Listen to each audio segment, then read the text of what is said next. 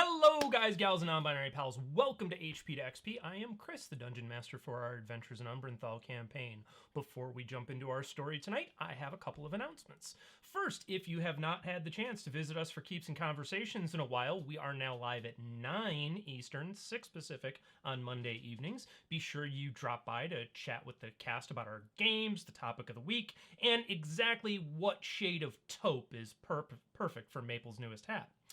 Second, be sure you join our Discord community. Our cast is not in chat during the game, but we all hang out in Discord. You can also submit questions there for keeps, and you can use the links in our chat or About Me section to join that community and be part of the conversation.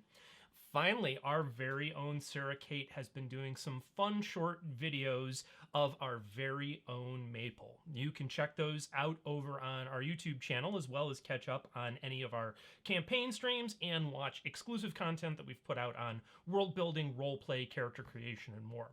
While you're there, go ahead and subscribe to be notified when we drop new content. But now, the adventure begins. Welcome to Umbranthal. Journey to Umbranthal is produced for mature audiences. The topics and roleplay may be challenging, including instances of violence, power, and race. Our chat and comment sections are a place to respectfully engage with these topics and offer us your feedback.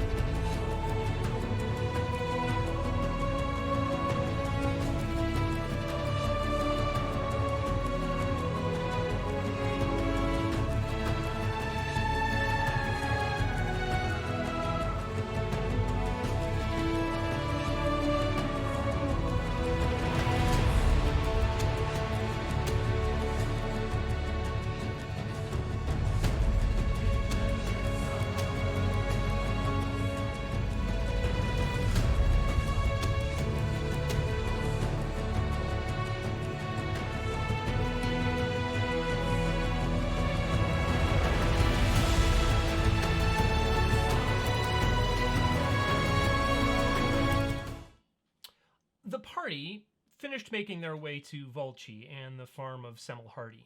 The infestation of vile toads had become more serious. A farm hen had been swallowed whole by one of the beasts. The party also gained information about disturbances in town, which led Ahzyris to believe that hags might be involved in things. The group surveilled a watering hole, the location where the attacks on the goats had been occurring. They saw a human-sized bipedal toad, a banderhob, emerge from a nearby sinkhole. Battle began, with the party eventually besting 3 of these creatures. Licking their wounds after a challenging battle, they delivered the news that the monstrosities had been dealt with. Receiving the reward, they were directed to a tavern in town, the Owl Bar, to find lodging. There they met Flex Greybite, a retired adventurer, one-handed arm wrestling aficionado, and owner of both the Owl Bar and its namesake, a taxidermied owlbear, the very creature that took Flex's hand.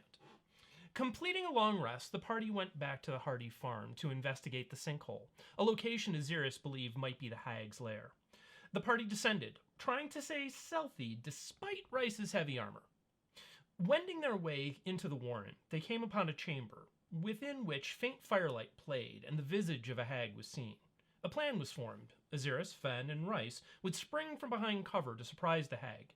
A plan that was quickly altered when Rhys, turning invisible, attempted to sneak in ahead. His armor unfortunately alerted the hags, all 3 of them, to the party's presence. Battle raged. With spells and coordination, the hags visited injury on the party, enough that they chose to retreat. Rhys fell unconscious after taking a significant wound. Fenn attempted to rescue him. However, the tide turned as the hags seemed to run out of spellcasting strength and chose to blink away, plane shifting to escape the party. So, when last we left off, you had all finished battling these fiendish creatures and were hauling the cauldron and the corpse of the farmhand back to the surface. What would you like to do? And don't forget the spell components that I eject. Yes, and all of the spell components that Ahzyris Amazing. shoved into pockets and satchels. Yes. What would you like to do? That's the question, isn't it? Well, we're going to be bringing this fellow, and I suppose Rhys is carrying the dead guy. Sure, works for Why not? me. There you Why not? are. Yeah. Thanks for volunteering. Well, Is there a mayor's house I can just drop this off on the stoop, or? maybe we just drop the body off at the farmer's place, since it's probably either his kin or somebody worked for him, and maybe we take that cauldron to that Flex fella as a at that inn or something. Is there a reason that you retrieved the body? Yes. It's. I figured that whomever was related would want to bury them properly, not leave them in a hag hole, or Right. do whatever it is that they do here. Bury Christ, look at you doing people. nice things for others.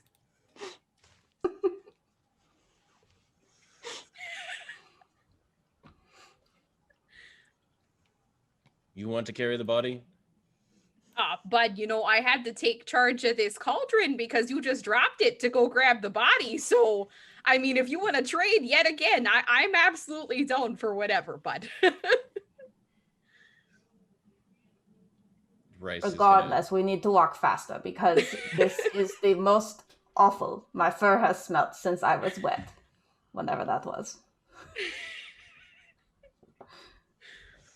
Oh, It's like smoking and singeing. Well, why don't we just go drop this body off and say we recovered it and just return it to this farm, and he'll probably get it to his people, and then we can head back to the town, let them know about this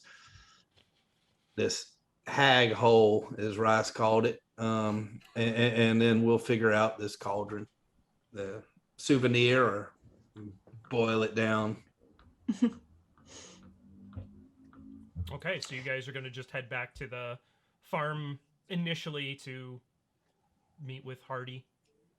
yeah, check in with him, see if he Okay. wants the body or Sure. if we should bring it somewhere else. As you, it's essentially late morning, early afternoon at this point. You undertook this very early in your day, so coming back up to the farmhouse, looking a little the worse for wear. Cloud fairly singed, and Rhys probably still bearing a bit of a look of, hey, I was dead just recently. As you approach, Semmel is out front and sees you. Oh, my word, what is all of this? And I assume you tell him what happened? Okay. Yes, we will ensure that the man is properly buried. Hags, you say? Is that? Ahzyris nods. Yep, there were a few of them, bud. You've dispatched them? They're gone? They What left do you mean by gone? temporarily, I would assume. We did not kill them. They poofed, bud. retreated. They poofed. Will they come back? I would assume so. Is there a way we can prevent that? Hey, Dion. Sure. Is there a way that we could prevent that Ahzyris would know of? So Ahzyris rolled really, really well last time. Yeah, he did his Hag thesis on expert. hags. So I will give you advantage on an Arcana check right now. Thanks, you're so sweet. 11 with advantage. Okay. Oh dear. So you very certainly think that They probably won't come back because you did such a good job of driving them off. They will find an easier place to go. And you firmly believe that that's what you remember from your research. Well, his research paper was at least like 25 pages long, so he will put faith into that. In all fairness, John Nash's dissertation was only 28 pages long and only had 2 citations, so it's entirely reasonable that a warlock's dissertation would be 24. Okay, so I never finished college. I don't know what is a like big or small amount. I'm just bullshitting. Anyways, he will relay that information after thinking back to his college days. Okay, I'm kidding. Would it help if we somehow made it impassable? Do you mean like filling up the hole with dirt there, bud? Is that what you mean? Or caving it in or something like that? Could that... Didn't Ahzyris just say that it's unlikely that they'll come back? He did, but... Unlikely, but... I figure if you just better be safe than sorry, that can't hurt. At the very least, it's a team building activity to cave in a cavern. I mean, you know. I suppose that's true. After everything that the group has been through, they could... The farmhands could use a bit of jolly time. So I think it would be best if we maybe took you all to meet the mayor. He would probably be very grateful for the service that you've rendered to the town. Would you accompany That was a good time. Sure. Let's go on. All right. Rhys, Everybody just like we'll just complete drop the body. disasters, bloody, just yeah. You right, Rhys, several of the farmhands, seeing you having walked up with the body, very graciously carried their comrade away before you had the opportunity. Word of slap him warning. onto the ground. I didn't actually check if he was a zombie or anything like that, so just have a pitchfork ready, I suppose. They sort of nod, not sure whether you're joking or not. Zombie run. So you, grabbing your horses, Hardy saddles up a horse of his own. You head back into town.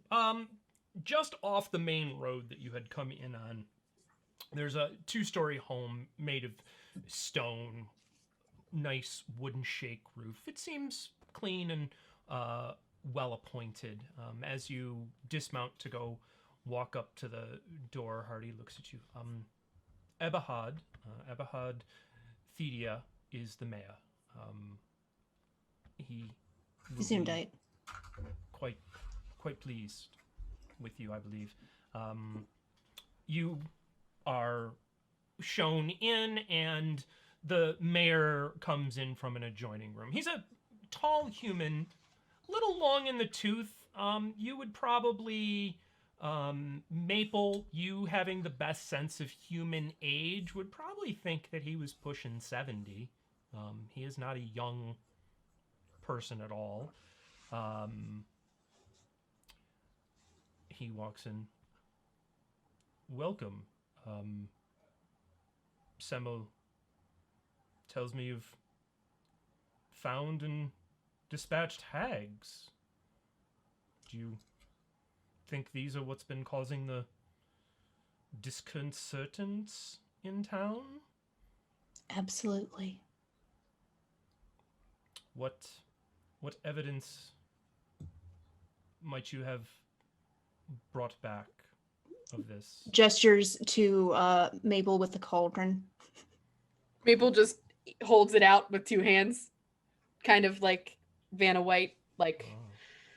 Yeah, they were brewing some kind of bullfrog, people. Hadi mentioned his problems with these. You all look like you've had a rough morning.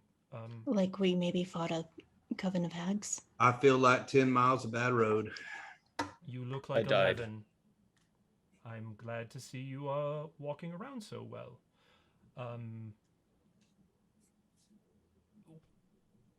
This is an uncommon thing here, but not... We are the outskirts of the Commonwealth, we do not get the assistance of the soldiers in the way the bigger towns do.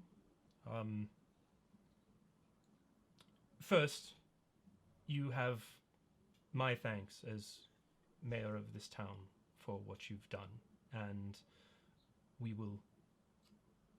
would like to offer you an honorarium.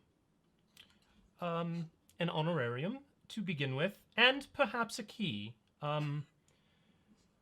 He motions to a servant I was joking. who goes in the other room and comes back, and they hand over a bag of coin to whoever sticks their hands out and accepts it. It's Fierce will take it. It's interesting that you mention a key. If we can offer you the hospitality of the village if you are looking to settle down someplace.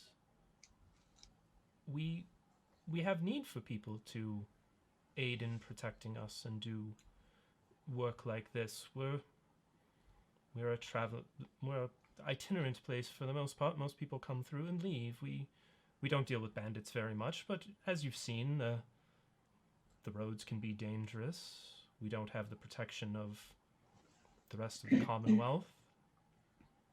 We can offer you a home, gold, work perhaps. That's very generous of you. Perhaps we'll take you up on it. However, we are on a very important mission that we probably should be getting to. I understand. Should you choose to accept, there is certainly work here. Where do your adventures take you next? Well, I think that was one question we have. We know we had this disturbance and there was these hags, but have you heard anything about, there's about some kind of other disturbance? Has there been any other thing, especially ones near like a riverbank or anything, or are there some islands nearby? There are no islands near to hand. Probably the closest. You cross the river Lindwyrm, I assume, on your way here. But the next large river that you would cross would be the River Furtum. That opens into a delta with some islands nearby. The closest town there is Lindwyrm.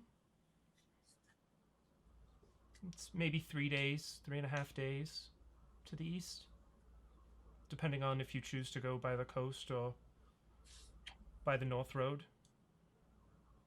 What, can I ask what sort of disturbances you've heard of?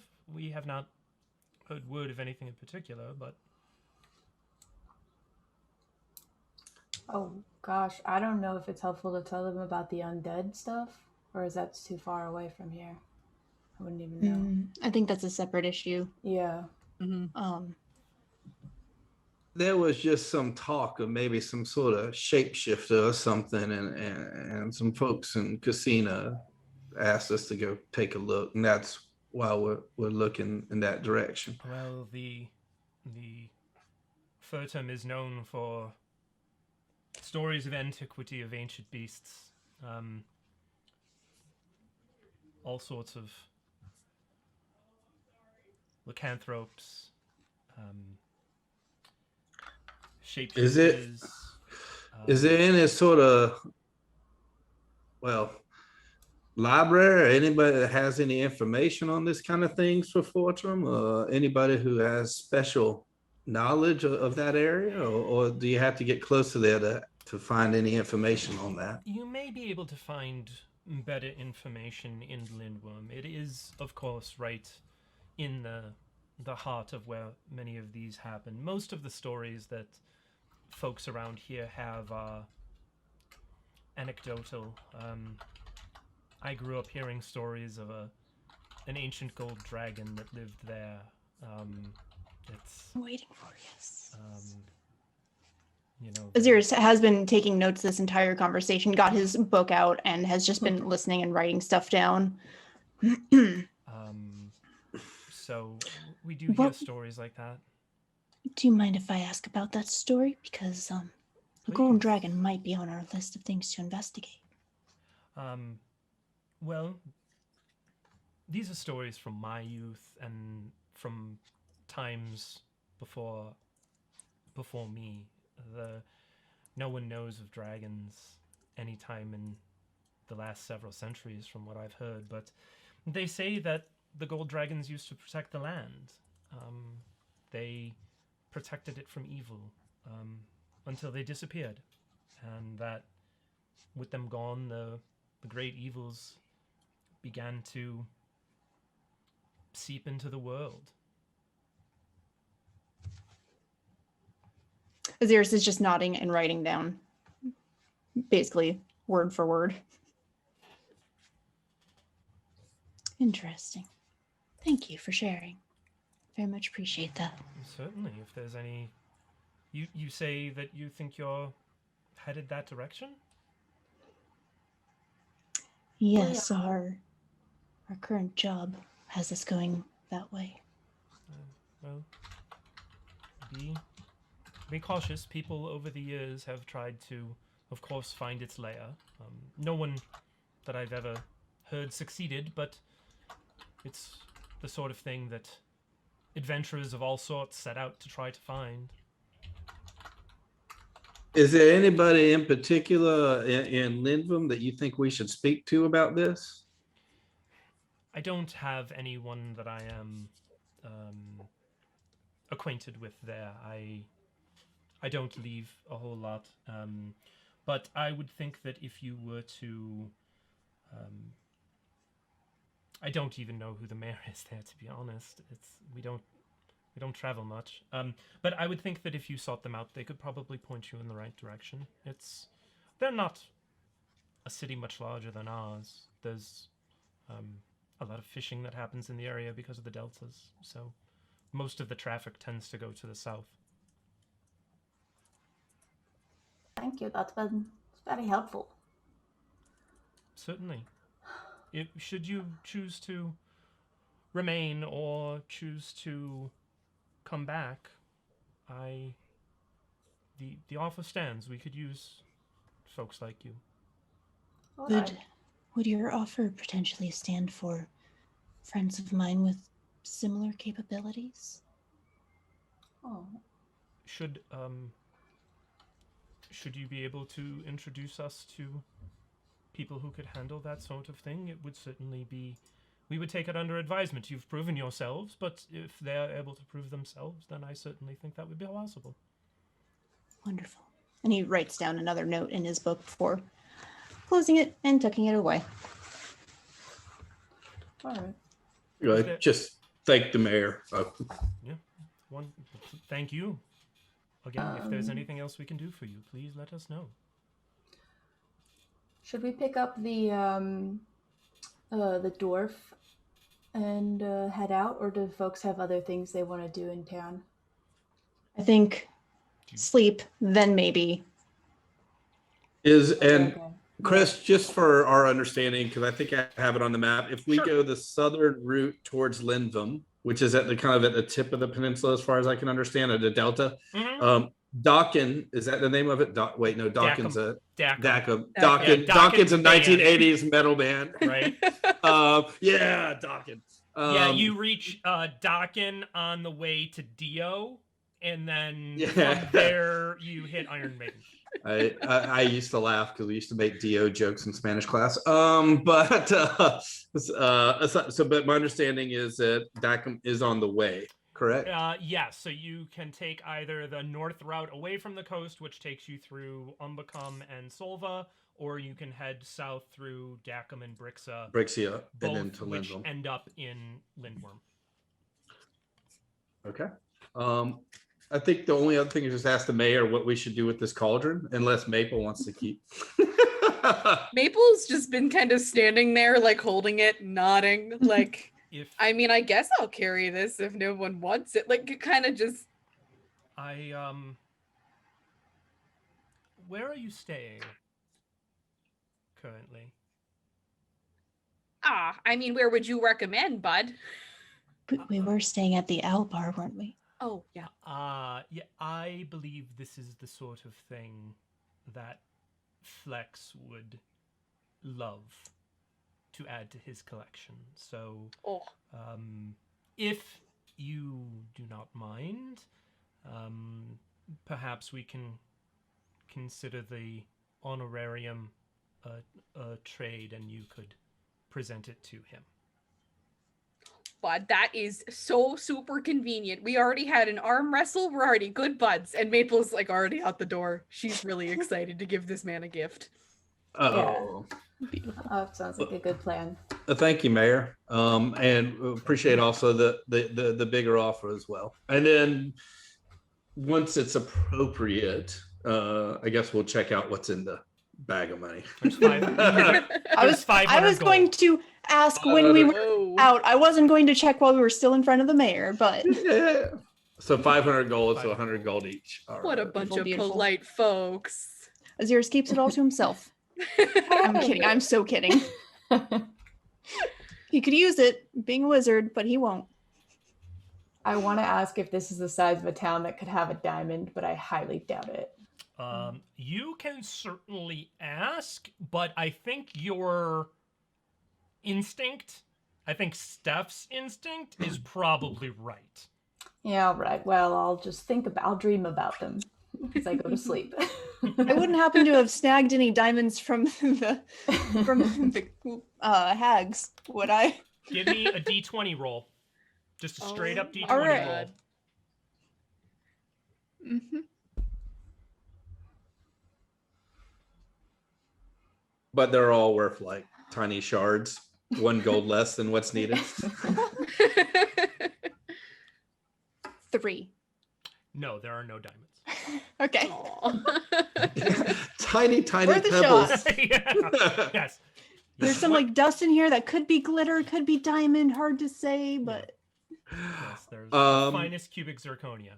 I guess making our way to Flex and Sure. keeping an eye out for the dwarf to see if it would be possible to potentially escort he and his son, I believe, Sure. tomorrow. Yeah, okay. So And- you get back to the Owl Bar. Flex is there as you walk in. Ah! Here are the heroes! First round's on me. I've heard all about your adventures already. You're the talk of the town. I miss the days of doing battle out there on the heaths. Well done indeed. And he stamps the bar with his left hand. He's like Ahzyris just shrinks down more and more the more he spoke. And just kind of hiding behind the group.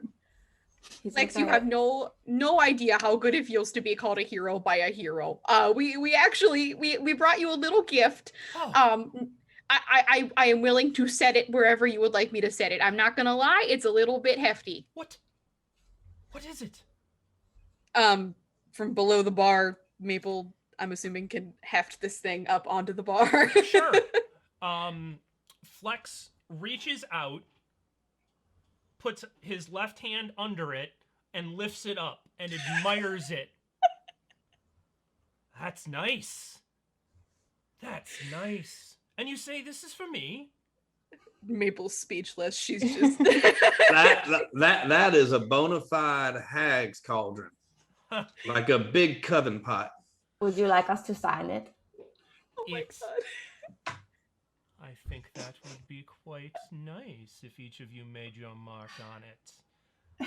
Ahzyris sits down somewhere else. Maple, would you put this with Fuzzy over there? Just put it at its feet. I think that'd be a good place for it to go. Absolutely, bud. You got it. And you he got it. nods ahead in can- the direction of the owlbear. Can Maple try to lift it with one hand after seeing Flex lift it with one hand? Absolutely. Okay. Go ahead, give me a strength check. Go. Okay. Go. I thought I was gonna get lucky there for a sec. I mean, he offered you that last time and you didn't take him up on it.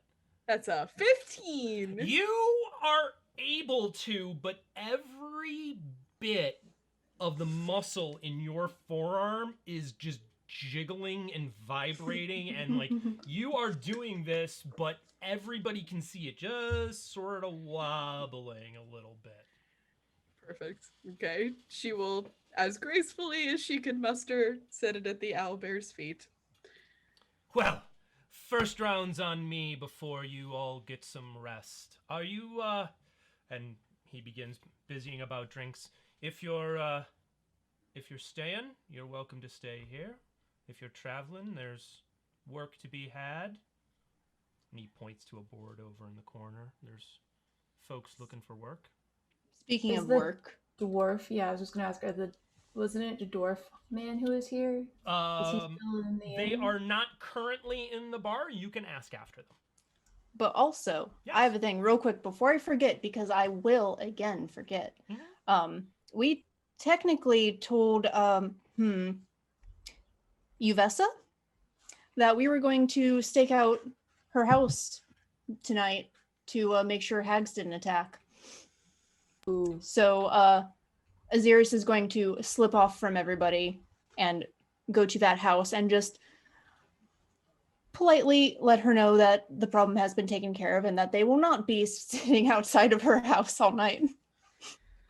I'm glad you remembered. She thanks you profusely for having taken care of the problem and grabs your hands and, emphatically, thank you. And before we settle down for rest, whenever it is, Fenn would like to message Bjorn. Okay. So assuming Cloud is going to ask after the dwarves, since Steph brought it up, Yeah. Flex lets you know that they're still checked in, that they've gone about the town for the day. He expects them to be back. Okay. I'll just wait for them then. All right. Okay. Any other questions there before I jump over to... No, I'm good, Okay. thanks. All right. Matthew. So I'm gonna be before I do, just gonna turn around to everybody and say, I figured we'd ask Bjorn about maybe Fortum, and if he's aware of any of these artifacts, or if he knows anybody that we should talk to as we get down to that area, to Fortum and what's the name of that city, Lindwyrm. Mm-hmm. What do y'all think? Sounds good to me. Fine. Okay, I guess I'll activate the sending stone. That's what, 25? You get 25.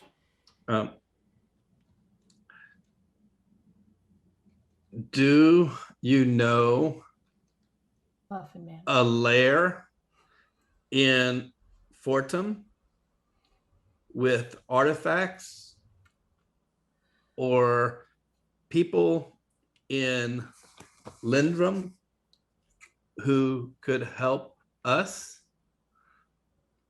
with information? I think that's 25. Okay. Yeah. A pause for a moment, and you hear in your head back through the spell. Be wary. Legend says an ancient gold dragon locked these items away. It's said the Great Worm died defending them from hordes of undead. Oh. Do we get to fight an undead dragon? That's exciting. No reaction from Rhys because he hasn't heard this yet. That was me out of character. That was not Ahzyris. Ahzyris would not have that reaction. I guess I relay that, said, well, dragons and undead, and Yeah. be careful. Our So, favorite. You're down in the bar when you relay this, right? Are you attempting to be quiet, or would Flex have overheard you say this? I don't think I was being quiet. I wasn't thinking about it at the time. So, All right. Yeah. So hearing you say that, Flex pokes his head up. Dragons, you say? Where? What do you know about them? Well, Dragons were before my time, but I grew up hearing stories of. I hear. Me too. Happens. Yeah, that just. Ahzyris gets his Ahzyris' notebook out blue and screen. starts writing. Yeah, Ahzyris' blue screen kicked over. Gotta watch out for those. So they leveled up. People used to tell stories about powerful dark magicians luring them in and locking Shit, them, Yu-Gi-Oh players, fuck. locking them away inside mirrors and boxes, trapping the souls, I suppose. I never did find a dragon or a mirror. Did you find undead? I fought undead, aye. Well, how far away is this place? Lindwyrm? Ah. Lindwyrm's maybe 3 or 4 days. 3.5, 4 days. If you're heading there already, you said? We're making Yeah. our way towards there. If you look on the board, there's an elf staying over at the Red Pigeon. It's the other inn in town. They're looking for some folks to escort them there. Some sort of work. Might be worth your time. They're heading there anyway. Lots of escorts. We Hey sh- Chris. Out of character, I was too busy giggling at my own Yu-Gi-Oh joke and writing notes, and I kind of tuned out for a minute. So you said that there were dark magicians trapping souls in little boxes. Was that right? Locking them away inside mirrors and little boxes. Mirrors and little boxes. Okay. Would this sound familiar to my dear sweet boy? Make an Arcana check. Cool. Also, to just considering the party, like, how much would we know about gold dragons? Sure. Ahzyris? We did not pick up a baby's book on dragons, so probably not a lot. 19. 19. So you would certainly know that it is possible for souls to be trapped in artifacts. So the idea that mirrors, reliquaries, arcane focuses, things like that could be used to trap a soul in some sort of extraplanar space is something that Yeah. you would have heard of. You have not ever seen it done. Did it specify if it was the magician's souls or other people's souls? Because those are two very different spells. That I know of that Ahzyris probably doesn't know. You would not know which. You would just know that Okay. it's possible. Okay. You don't have enough Sorry. information to be able to distinguish Yeah. between. Sorry. This is me trying to figure this out. I know Ahzyris doesn't know. This is me trying Sure. to figure out Yeah. which one it is. Yeah. Cool. As Cool. Carry far on. as general knowledge of gold dragons, I would say based upon your relative locations, Fenn, give me a history check. Cloud, give me a history check. Maple, give me a history check.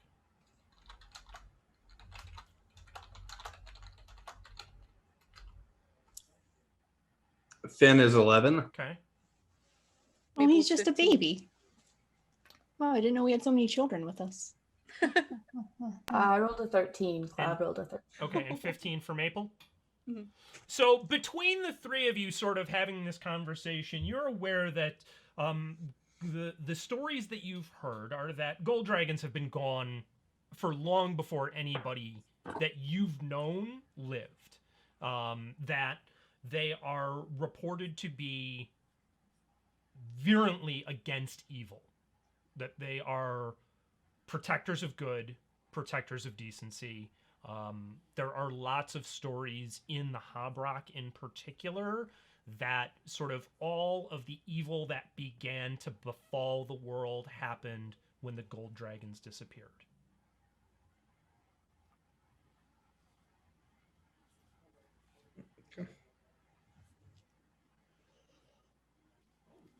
But weren't you also saying that the gold dragons were trapping people's souls? No, that they were the souls was- being trapped. Oh, okay. Never mind then. Oh no, we lost Jake. We'll get him back in a minute. Oh, Jake. okay. Well, cool. Well, I guess we can go Rest check out. other- Guess to check out the board just to see what the notice is for the red pigeon. While we're waiting for Jake to get back, just to see is there a way to double up, to escort the dwarf and the other as well. We have to rent a party cart.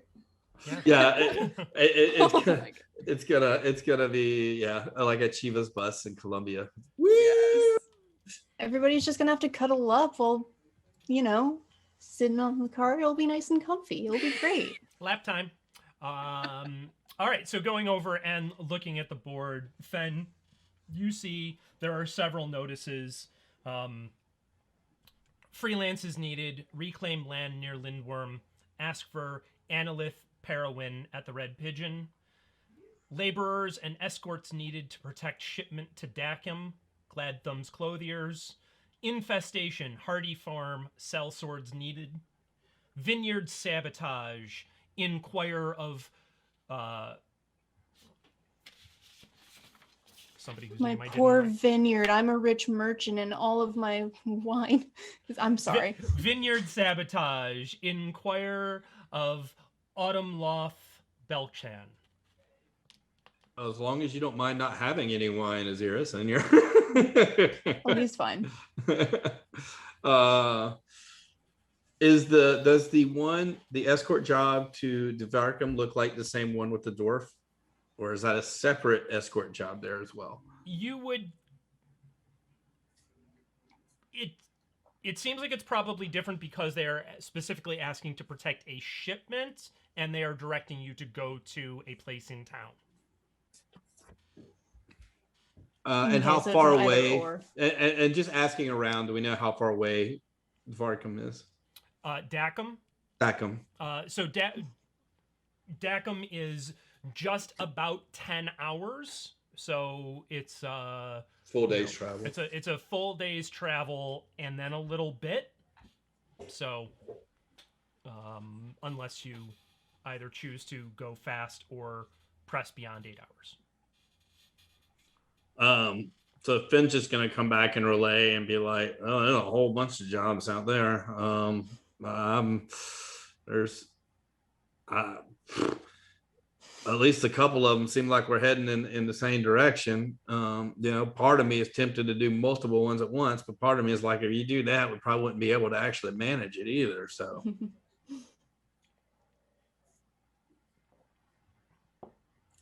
Well, you know what my vote's going to be. True. I'm going to wait here at the inn and see if the dwarf comes back. And then I will probably head up to bed. Okay. I feel like we learned a lot today. I'm glad to be inside. Okay. Anybody gonna go venture forth to investigate any of these things, or is everybody gonna go ahead and just wait and see if the dwarf shows up? I think Maple will ask Flex, hey bud, are the folks over at the red pigeon as nice as you? Because if they are, I'd love to go introduce myself and see if those folks over there are gonna, what they're looking for a little bit, get some more info. Hi, they're good folk. Pish is the bartender over there. She's a nice lady. Okay, I mean, Claude, if you're gonna wait here for the dwarf, I think I'll just head over. I'm not really a big fan of drinking, so I think I'll go over there. I know you're. I believe in you. Thank you. I've never been one for project management. That's mostly Fenn's territory there, so I'll just go be a friendly face. How about that? Okay. Anybody going with Maple to the Red Pigeon? One of us should. It was an elf, right? Yeah, there's a Fenn will go. and Oh, watch out, ladies. Oh no. an elf by the name of Annalith Perowin. Annalith. Would Okay. Rhys recognize that name? No, Okay. you'd have no reason to. Okay. Okay. Rhys is gonna stay. That's fine. Fenn will accompany Maple. All right, Ahzyris, Yay. what are you doing? Ahzyris is going to stay also and just keep writing in his notes, do the usual. Okay.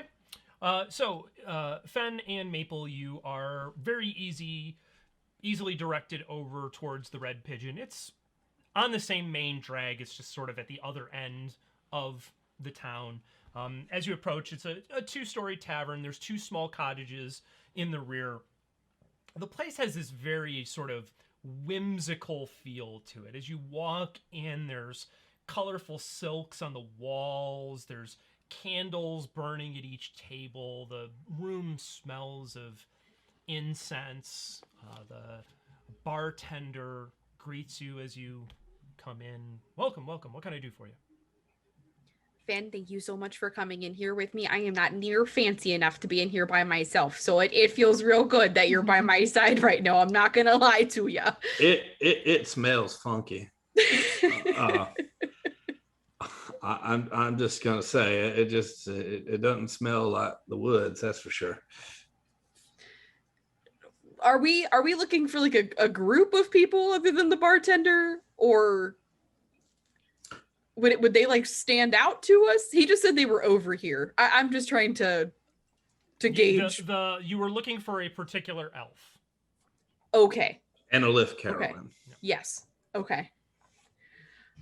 What did the bartender say again? I am so sorry. Could they help you? In so many ways. Hey bud, And make a probably. persuasion roll. Kidding. Go ahead. We're actually looking for a particular elf. Do you know anybody here by the name of Annalith? Yes. They are staying here. They have one of the cottages in back. If you go out the door and around the back side of the building, it's the cottage on the left. Thank you so much, bud. Just so you know, Flex down the road said very nice things about you, so I hope that makes your day. He's a wonderful guy. Thank Okay, you. you're sure we're not going to be bothering anybody by knocking at this hour?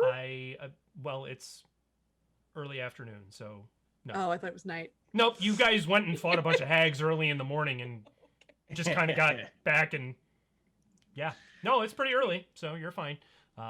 Cool. Productive. Yeah. This group's quick. Okay, I guess are we going around back then, Fenn? Well, I guess it's better than just dawdling here.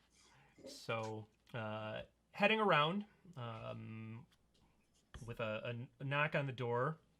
Door opens. You see a very elegant looking individual with sort of high elf features. They're dressed in traveling clothes, but they're finer. They have definitely a little bit nicer cut and material to them. May I help you? Oh yeah, sure. Hey, my name's Maple. This is my bud here, Fenn. We got a little bit of info from Flex down the road. I know you're here staying with Piff. Very, very nice individual. Yeah. I just wanted to tell you we're actually headed in the same direction. I was wondering if you guys were heading out tomorrow because we're also heading in that direction tomorrow. I just didn't know if that would be too late. You're headed to Lindwyrm? As far as I know, I mean, Fenn here's the map expert. Fenn, is that right, bud? Well, that's it. We might be having to drop somebody off along the way, at one of the towns in Darkham or other. Is it just the two of you? I'm looking for escorts, but I'm also looking for assistance. Well, there's a group of us. So, but what do you mean by assistance? My family holds deed to land in an old keep outside Lindwyrm. When my father was a young man, it was entrusted to him. Sadly, it was set upon by fiends, and he and my mother fled. He's tried to recruit adventurers over the years to clear it, but they failed, is perhaps the best way to say it. Once the Habrak Wars started, few people here were willing to undertake helping elves, so it's sat there infested since. I'm looking for an escort, but also for individuals to help reclaim it. I can pay you. Would you be going there even if someone wasn't there to help you clear it out? I mean, what are you going to do if no one's there to help you? Are you going there regardless? I will be going there regardless and seeking to hire people to clear it wherever I can. If I can at least get in the area, perhaps I can get a better idea of what we're dealing with. But I can pay you 50 gold for the escort. If you can undertake clearing it, I can afford an additional 500. Oh, well, that's quite a hefty purse there, bud. I'm not gonna lie, that sounds really nice right now, but I'm going to be honest with you. Others have tried and died, so it is a difficult undertaking.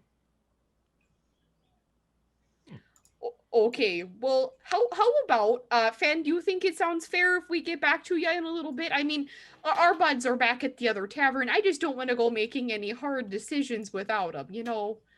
Well, I think we need to run this through our group, and it might be something, well, maybe we can escort you and then potentially make a decision on once we get there and understand better what we're dealing with. That would be completely acceptable.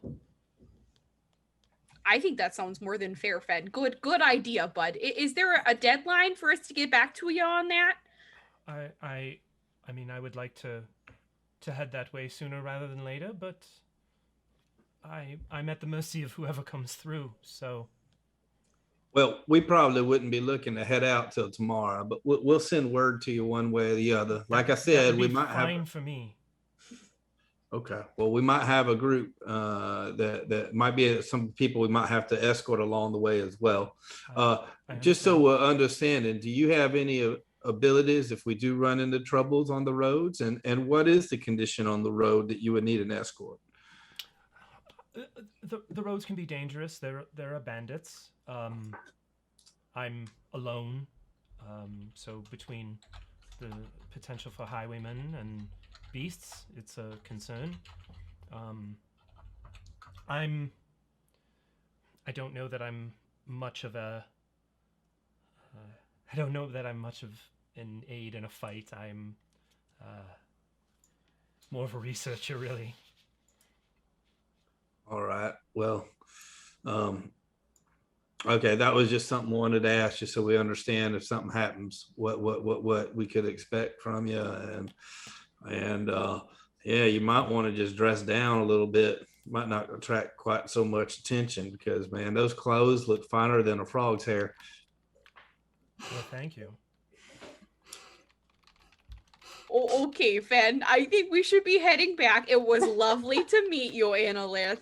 Like I said, Maple and Fenn, you know, if you need anything in the meantime, we're down at the Owl Bar. But it's been fun. Do let me know. I thank you. Absolutely. Okay, Fenn, come on. You might want to. Your mouth's on the floor, bud. Come on. Let's go back. Oh, man.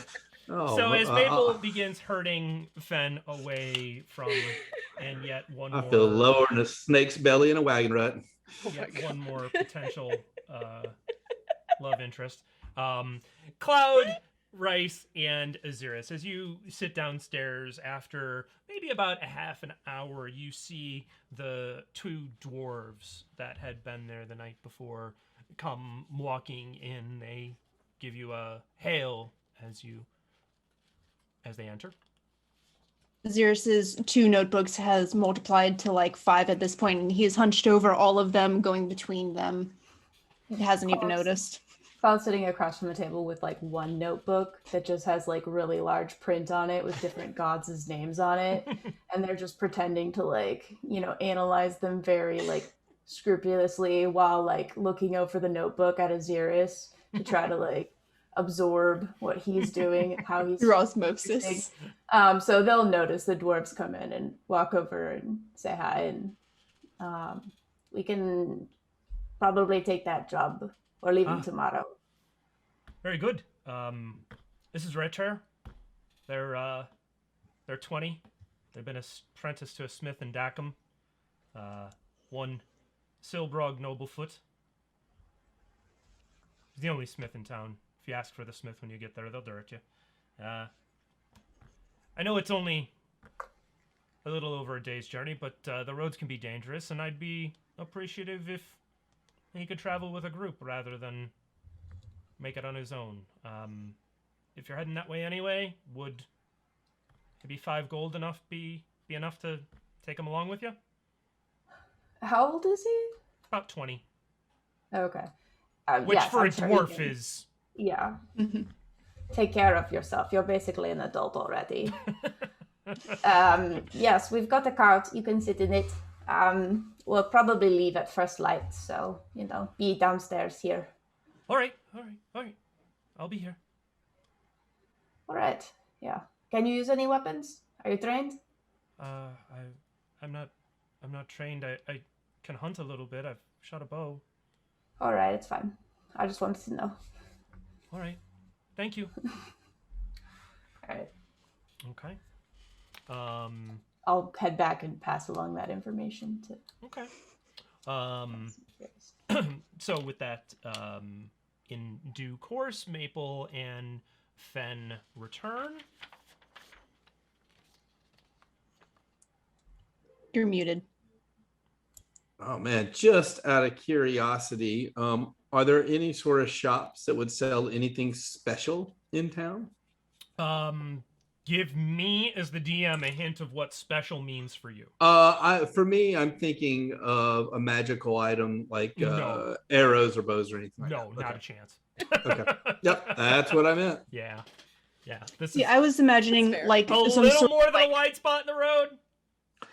No, well, you never know when there's a specialty shop somewhere. That is Some of the true. best. There could be the best barbecue place in the world. So I really want the owl bar to sell like keychains and mugs with the owl bear in the hand. Like, I really want that to be a thing. He has. well, that he we has can put that shirts for all that the. are embroidered with I fought an owl bear and the bar won. Yeah. Well, we can also just for every key of every city we save, just add that to our owl bar keychain. Just get keychains in every city.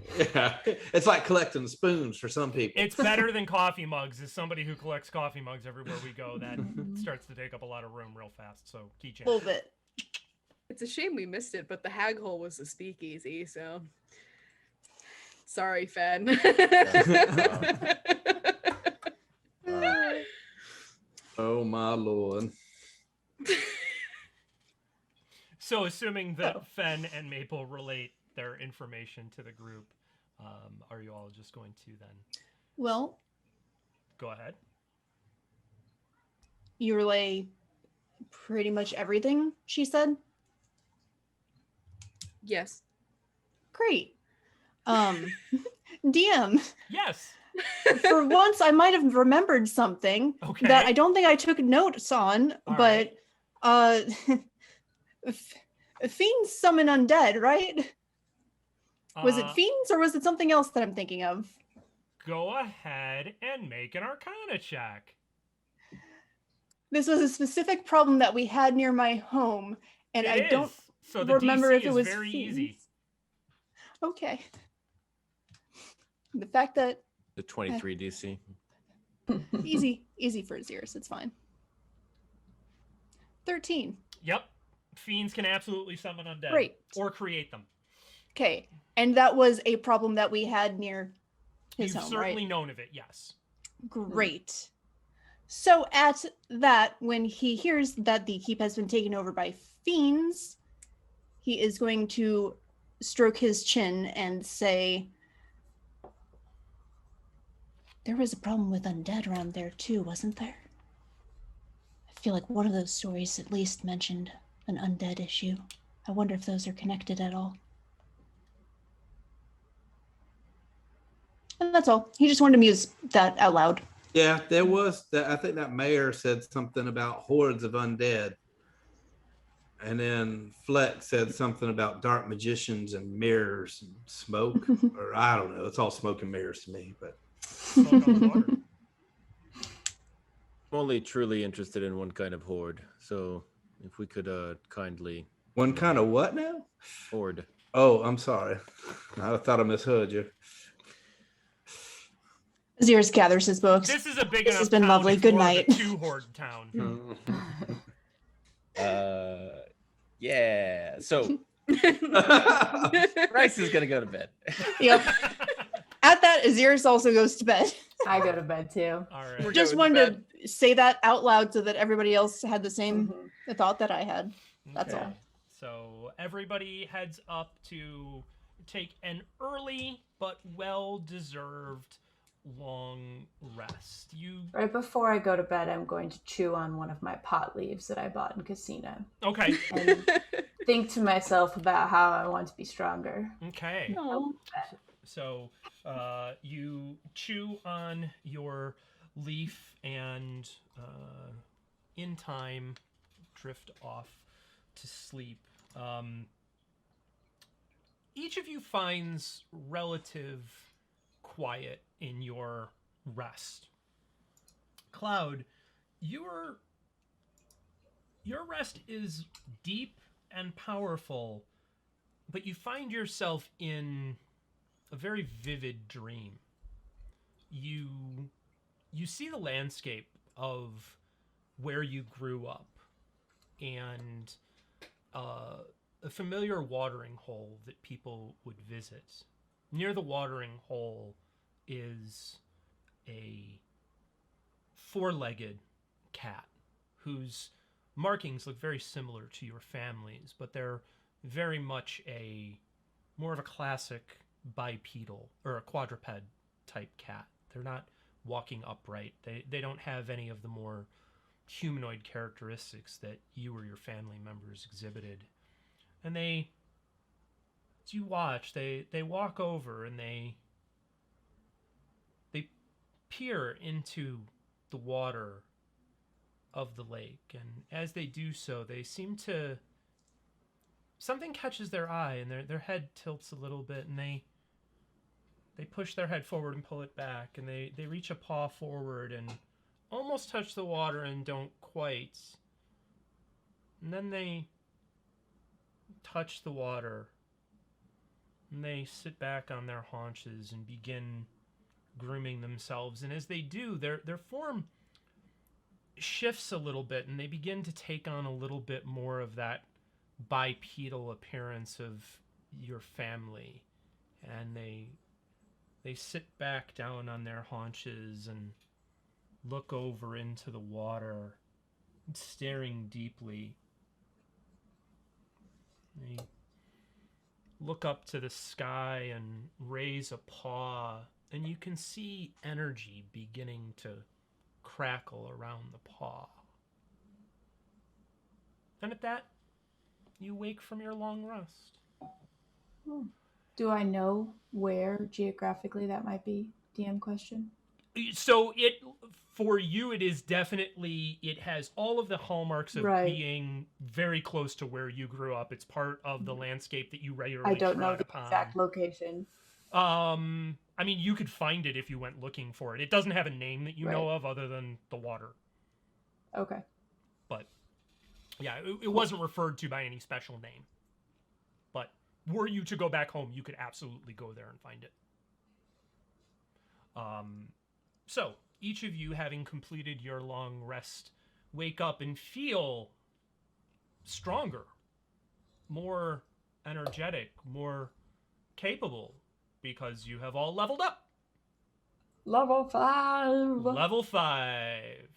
So, with that, go ahead, level up, take your hit points, and And then you can let me know what you want to do with your brand new day and abilities. And again, need more of those leaves. Just as luck would have it. Salt the abyss now that I'm level 5. Now that I'm level 5, I can finally get my ability score increased because I'm multi-class like a And smart as person. our players are going about adding their level 5 stuff, I just want to say thank you for the bits, for the gift subs, for the resubs, and for the hype train. So, There was a hype train? level 1 hype train. So thank you, Hell all yeah. of you. You are all absolutely awesome. All right, so the morning is yours. Energized, enthusiastic, some cases. I don't want to presume about any of you. What would you like to do? Well, should we try to do a twofer? That's where we do 2 things at once. Yeah, well, we like escort the doors and maybe continue escorting this Let's do it. elf that was all gussied up. What If do you anyone normally... causes problems, we kick them out. Kidding. Okay, Claude, you're in charge of the 3 strike list. No, I for don't want to be these the folks. babysitter. I'm driving the carts. That works too, bud. But Fenn, I think that sounds like a real good idea. You know, there's a lot of danger where we're going, but more buds means more fun. So I think we can handle it as long as we stay sharp, you know? Agreed. Rhys, were you saying something? I was just going to ask what's the normal circumstance that you say twofer, but never mind. We'll move on. I see somebody woke up on the right side of bed this morning. I guess we should send word to that elf that we're gonna be heading away. I think the doors are here, right?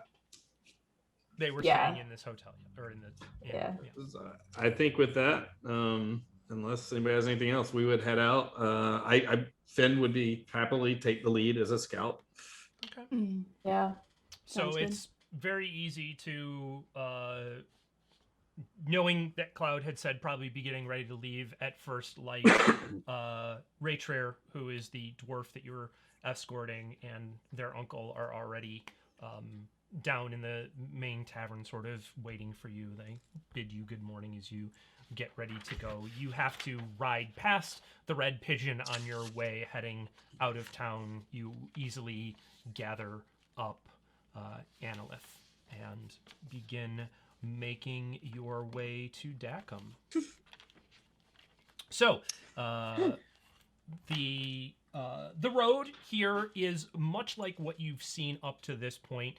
It continues to become more lush than what you've experienced, certainly in the Habrak by far, and even more than any of the areas that you've come through. This is definitely more kind of a Mediterranean type lushness to it. It's not quite tropical, but it definitely has that sort of deeper, lush, better consistent weather sort of feel to it. You go ahead and make your way. Who's on horseback? Who's on the cart? I know Cloud is driving the cart. Maple's riding Reggie. Okay. Fenn's up front. Okay. Bryce will walk. Okay. You have enough horses and carts for everybody. Bryce is walking. Okay. Oh my god. Ahzyris will ride a horse, of course, side saddle. Of course. Of course.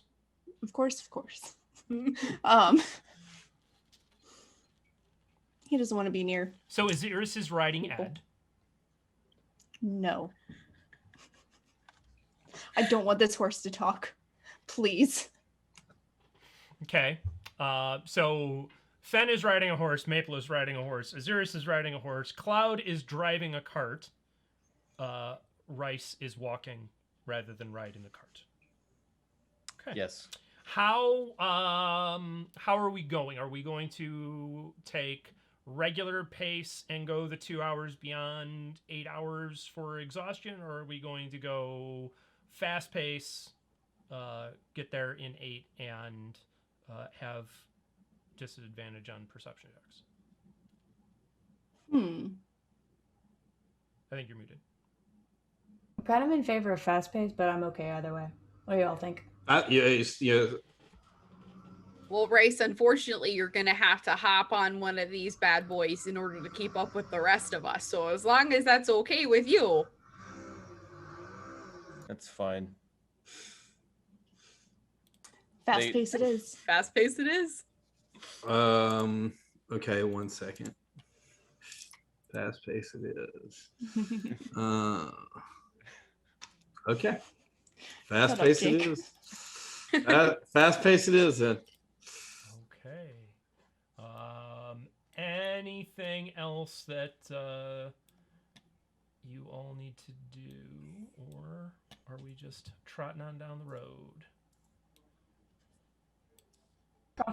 Trotting. You know,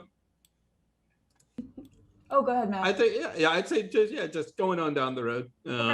Maybe along, since we have a while with the gusset up high elf, probably inquiring more about the manner and how that happened over the multiple day trip, just to glean any information we can. Maybe that individual also has about gold dragons and fiends and undead. And Ahzyris plans to ask that when they are hopefully stopped and when he can actually write stuff down. Okay. I don't think there's any need to specifically role play that right now, but if we drop the doors off, that might be something that we come to. Okay. Easily done. So you continue on the road. You ride for about 3 hours. Everybody go ahead and we'll just say everybody go ahead and give me a perception check. We'll make this a group perception check. Disadvantage? You can... Or advantage? Go ahead and make it just a straight roll, and I will just adjust the DC to account for the fact that you're at fast pace. Okay. Fenn has 14. Okay. 20 for Ahzyris. Okay. 19. Okay. Is it disadvantage, you said? Just roll it as a straight roll. I'm just adjusting the DC because you're moving faster. I see. 16. Okay. Pretty good rolls. That's, really good rolls. So you move along, and there's a little bit of road traffic. A handful of people with goods and carts moving about. You get the occasional hail, but nobody particularly paying any attention to you. You ride for another 2 hours, and as you are riding, you come upon in this sort of, the road here is more gravelly and rock, as opposed to sort of the more crushed rock that you've been on in the nicer parts of the Commonwealth, but it's still very much a developed road. You see there is a small lake to what would be the south of the road, and there's a single individual sitting there sort of on the side of the road who, as you begin to approach, is calling out, "Hail, hail!" Considering Maple's probably been saying hello to everyone who says hello to them, Maple goes, "Oh, hey there, bud. How's it going?" Ah, good. Would you be able to perhaps give me a lift? Maple is normally that friendly. That wasn't an invitation of some kind. It's true. Where are you headed? Dacum. Can I see if this guy is this a setup? Yeah, is this a trap? I'm suspicious. This is 100% a trap. You all rolled well enough. You are immediately going. Okay. Yeah, this guy is trying to get a stall to stop. Yeah, I can't yeah. pretend that. Yeah. Cool. I'll just give the horses an extra. I cast invisibility on my horse. Amazing. All right. So you're just gonna blow past him. Squint at him Sounds- as we go. Sounds like it. Like blow Sorry, past. bud. Never heard of it. Thanks for your time. Yeah, just blow past, but I think keeping a wary eye out for anything in the surroundings. Okay. Fenn, what's your passive perception?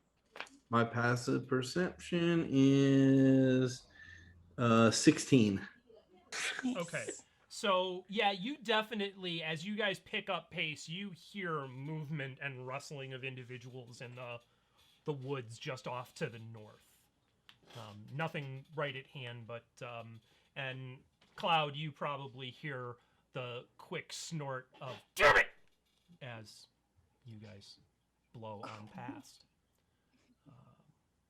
So, having managed to read that situation well, you continue on down the road, and However, we did leave those bandits to take care of the next poor unfortunate traveler, so there's that. We're on a job, thankfully y'all. that's the next group of travelers' problem. So Yeah, We're on a job. We got to protect our escorts. We have cargo. you make your way, continuing quickly, and go ahead and reach Dacum just as night is falling. It is easy enough to secure a directions to where the smith is that you are dropping Raytrair at. They thank you profusely. Their uncle had paid you when you set out, so you have received that 5 gold. Having accomplished that drop off, Analith looks to you all. I assume we're going to find some place to stay here for the evening rather than continue. Smart. Yeah. I'm realizing we didn't ask about if there was a place, but we could probably ask around if there's a place. It's a small enough town, but not so small that there isn't an inn. You find yourselves an inn and are easily able to secure rooms.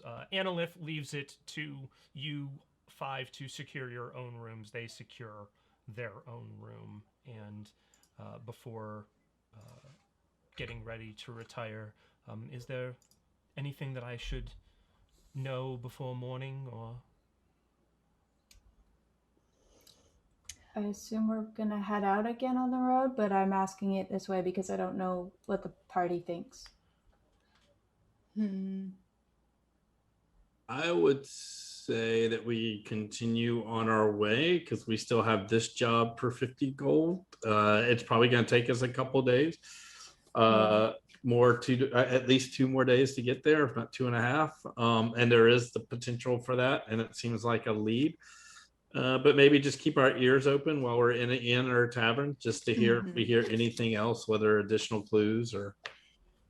Sure. So that evening, as you were sort of getting settled in, you do hear talk of people looking for the same sort of escorts that you had been hearing about when you were in Volchi, looking for people to escort goods to Dacum. There are shopkeepers and teamsters who are looking for escorts heading back towards Volchi, because the road there has been plagued with bandits, as you have heard of at this point. So there are individuals looking for that sort of work.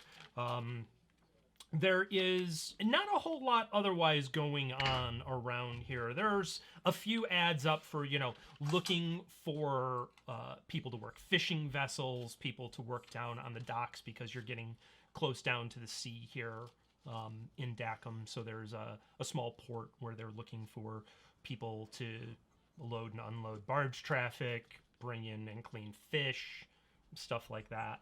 But as far as adventuring type work, it's really just the road back and forth between here and Volchi that's sort of problematic. I think we just start off again in the morning, and then, like I said, during one of our evening stops, depending on what we all run into, but we do take one evening to discuss with Annalith maybe the history of their family as a high elf family in that part. Is there, Yes, Ahzyris definitely wants to do that. is there anything that you would like to know?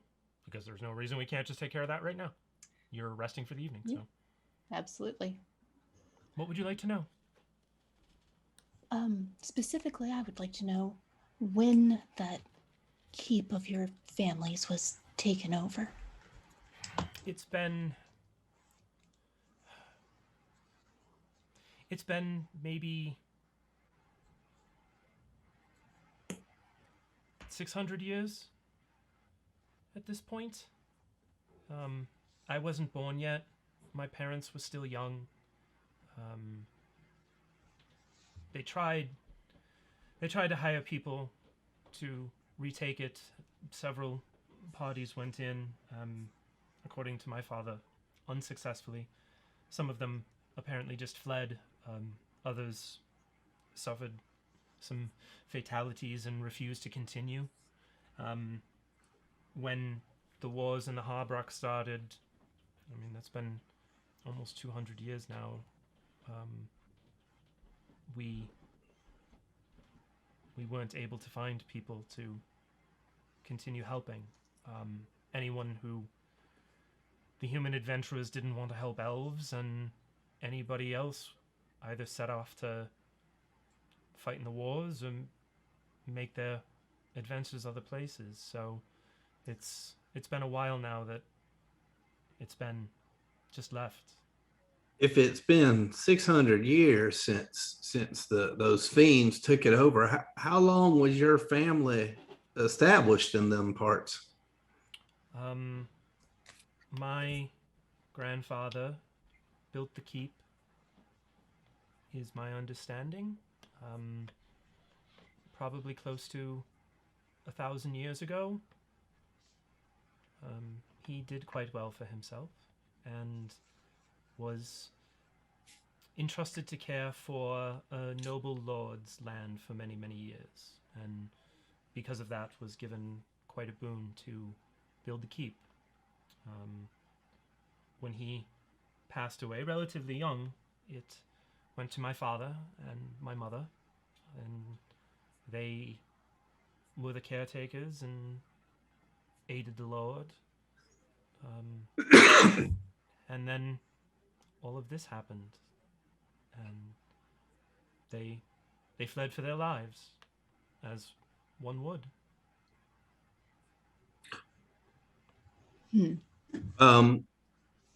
Who was the family? You said they had some kind of noble family that they were aligned with. Do you know the name of that family? All I ever heard them referred to was the Lord. My father was hesitant to talk about these things. He felt very defeated for having lost the keep, and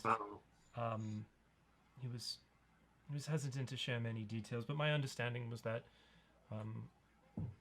the Lord grandfather and then father served was quite a noble man. He was responsible for taking care of much of the land, and this was long before the Commonwealth, before any of the settlements became big.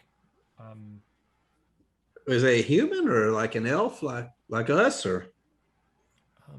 I believe he was human.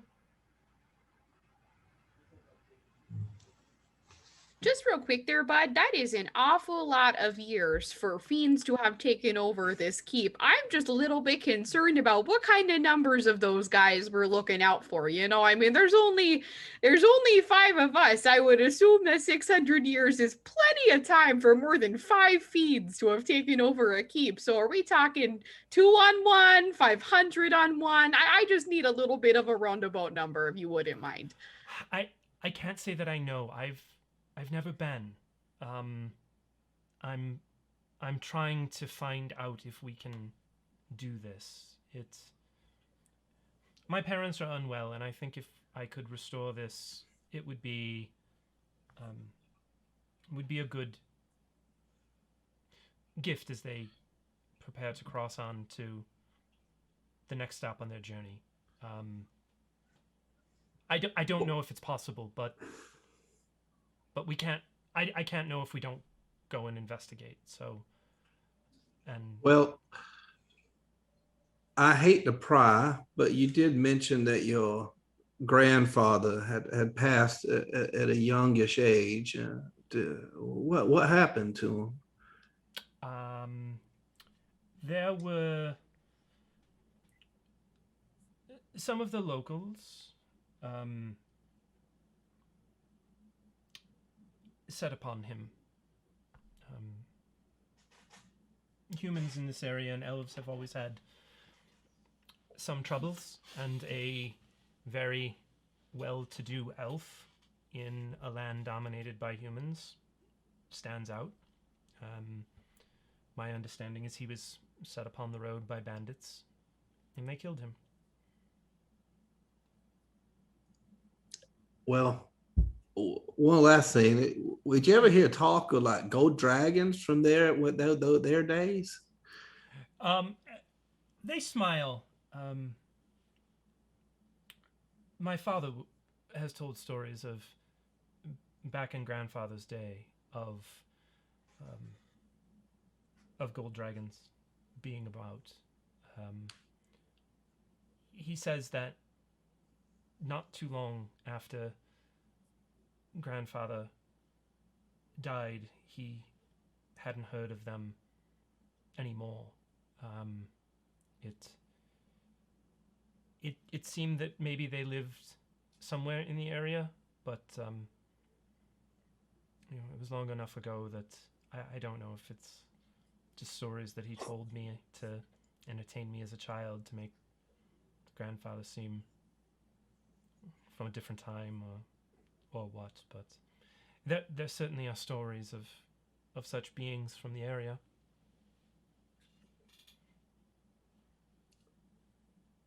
Fenn's gonna glance around, realizing how much time he was monopolizing, and like kind of sheepishly quiet down. Ahzyris has just been nodding and writing stuff down because Fenn has been asking all of the questions that he has been also curious about. Well, Bud, I definitely know a thing or two about gifts, and it looks like you're definitely on the right track with making your folks happy. I think once we get down there, once we have a good idea of what's going on, I mean, I don't want to throw myself into a fire I can't put out or anything. And I definitely think I speak for all of us when I say that if we think we can handle it, we'll definitely give it a shot. Okay. I appreciate the escort. I understand that it may be a large undertaking. I understand. But definitely worth looking into. Okay. Cool. Ahzyris doesn't have any other questions. Okay. He asked one, Fenn asked all the others. He's got it. When Annalith departs, Finn's gonna be, y'all think he's a dragon or they're a dragon? He's just like, this is, I don't know nothing about dragons. Okay. Anything before you all take your long rest? No, not right. from analyzing my notebook before bed. Okay.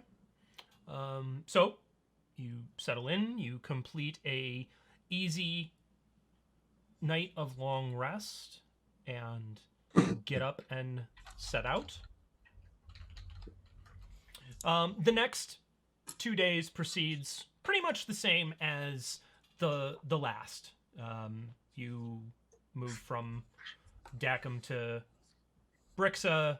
You move from Brixa to Lindwyrm.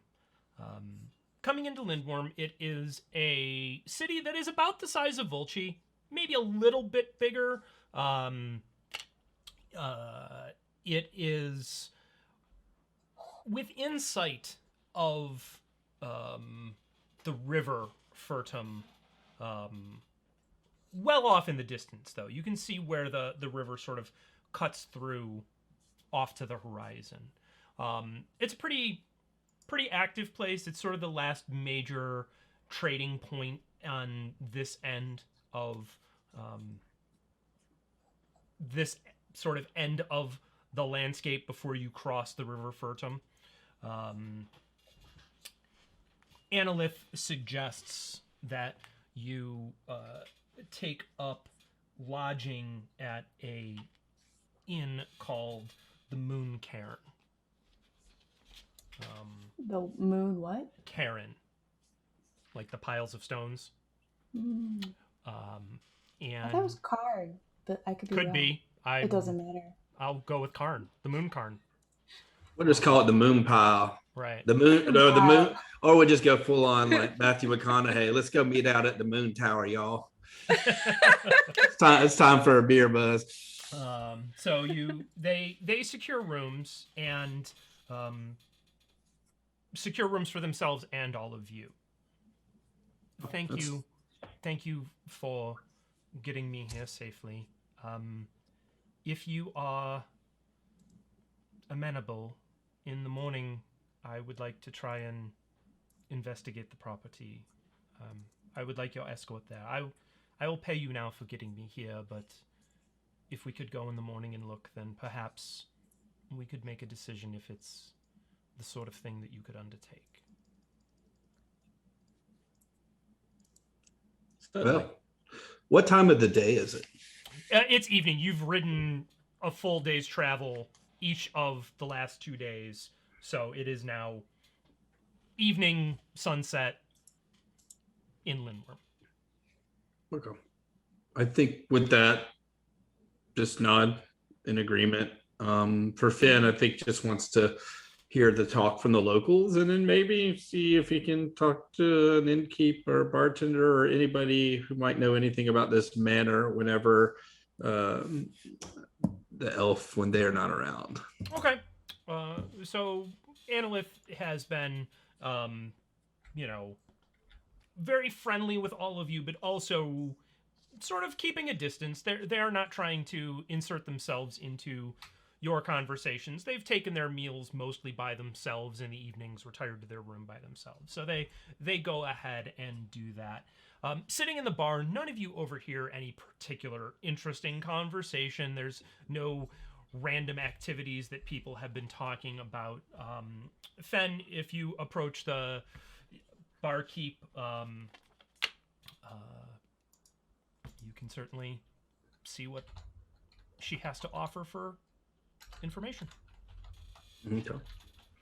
Does anybody else want to join Fenn at the bar with this?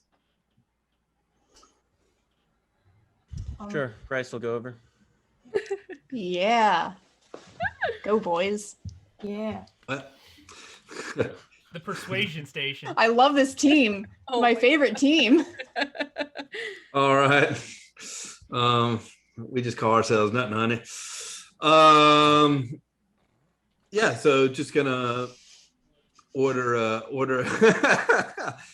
drink and break Rhys. Order a drink. Sure. and just kind of casually start asking about happenings in town and the surrounding area. All right, well, it's been, rather, it's a quiet place here. We don't get too much. If you're looking for work, there's occasionally farmers that are looking to have fields cleared. I get beasts of all sorts that come in. We get some of those, what do they call them? They're like a cat, but they have snakes for tails. Camadon or something like that, I think they're called. They come in from the north somewhat.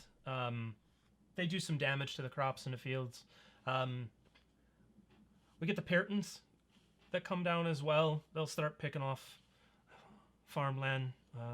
So beasties like that, folks are often looking to get rid of. What brought you here to begin with?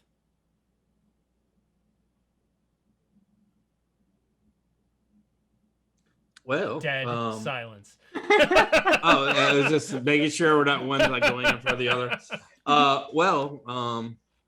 We'd always heard some rumors about gold dragons in here and a lair, and then heard something about like a haunted house, a haunted manor or something. You're talking about the old keep. What? Well, yeah. What?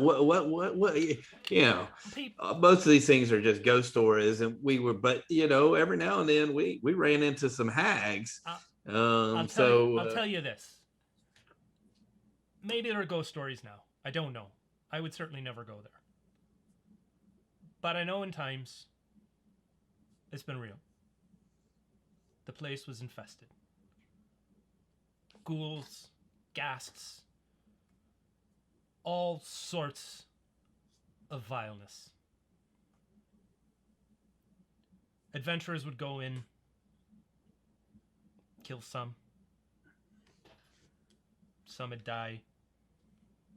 It was a mess for years. Things quieted down after maybe 20 years, 30 years. This had been, I was just getting this place started, so it was probably 50 years ago now. I don't think anybody much has gone near the place. It's been overgrown with nasty vines and hard to even get up to. There's nothing of value left in there. It's been pillaged and looted as far as I know.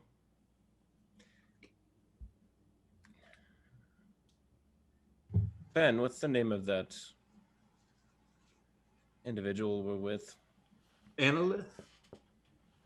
When did they come to town? Have they always been here? Are you? Oh. Who are you asking? I'm sorry. The man. Oh, the barkeep. The one with you. I've never seen him before in my life.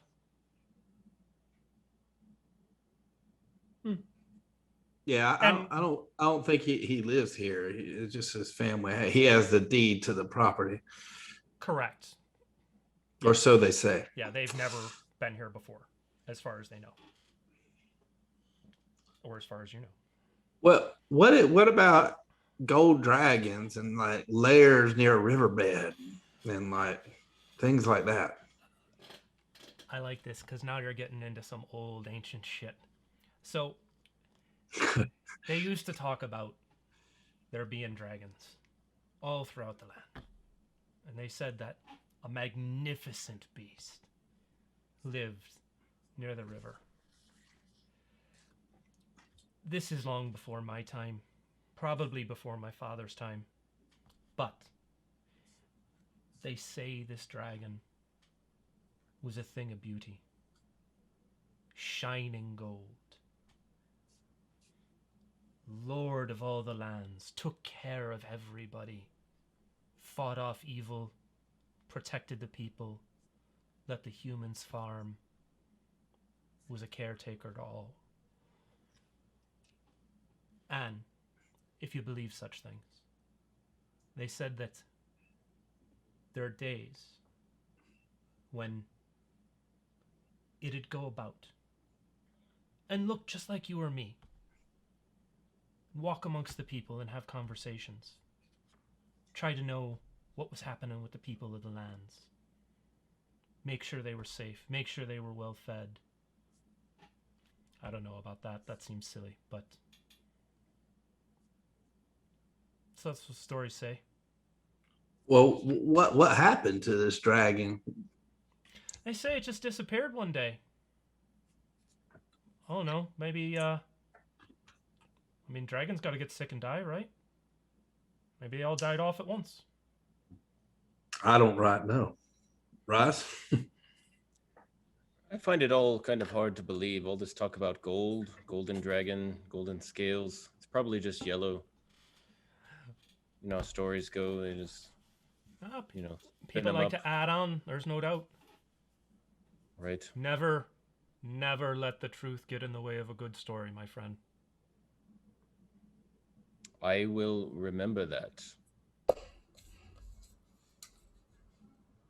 I'll lie profusely for the rest of my life. Great, our only charismatic person. Charismatic. You can't be passive aggressive from across town. Fucking They're watch literally me. just across the bar. Okay. All right. But so there's been no disturbances. Be careful of this manor. You wouldn't go there. I mean, I wouldn't go out there. God only knows what's taken up residence in there. I mean, it's a giant old hulk of a building. Who knows what sort of beasts have gone in there, but the only thing that seems to be bothering the farmers is your typical beasts that sometimes come from into the range. I mean, people run off in the night at times, and we get. It's just as violent here as it is anywhere else. People get murdered. There's trouble at times, bandits, things like that, but nothing regular. Yep. I appreciate you kind of letting us know about some of the local legends. Our first time here. Well, welcome. If you go check it out, be careful. You never know what could be there. Yep, I hear that. With that, I think Finn's done. Okay. While that conversation was happening back at the table, I think Ahzyris, doing his usual, had books all over the table going between them, will eventually probably get stuck on something, sigh, stop, close like 2 of the books, pull a couple of the others closer, stare at them, give up, and then look across the table at Cloud and Who's just say, making eye contact. "So Cloud,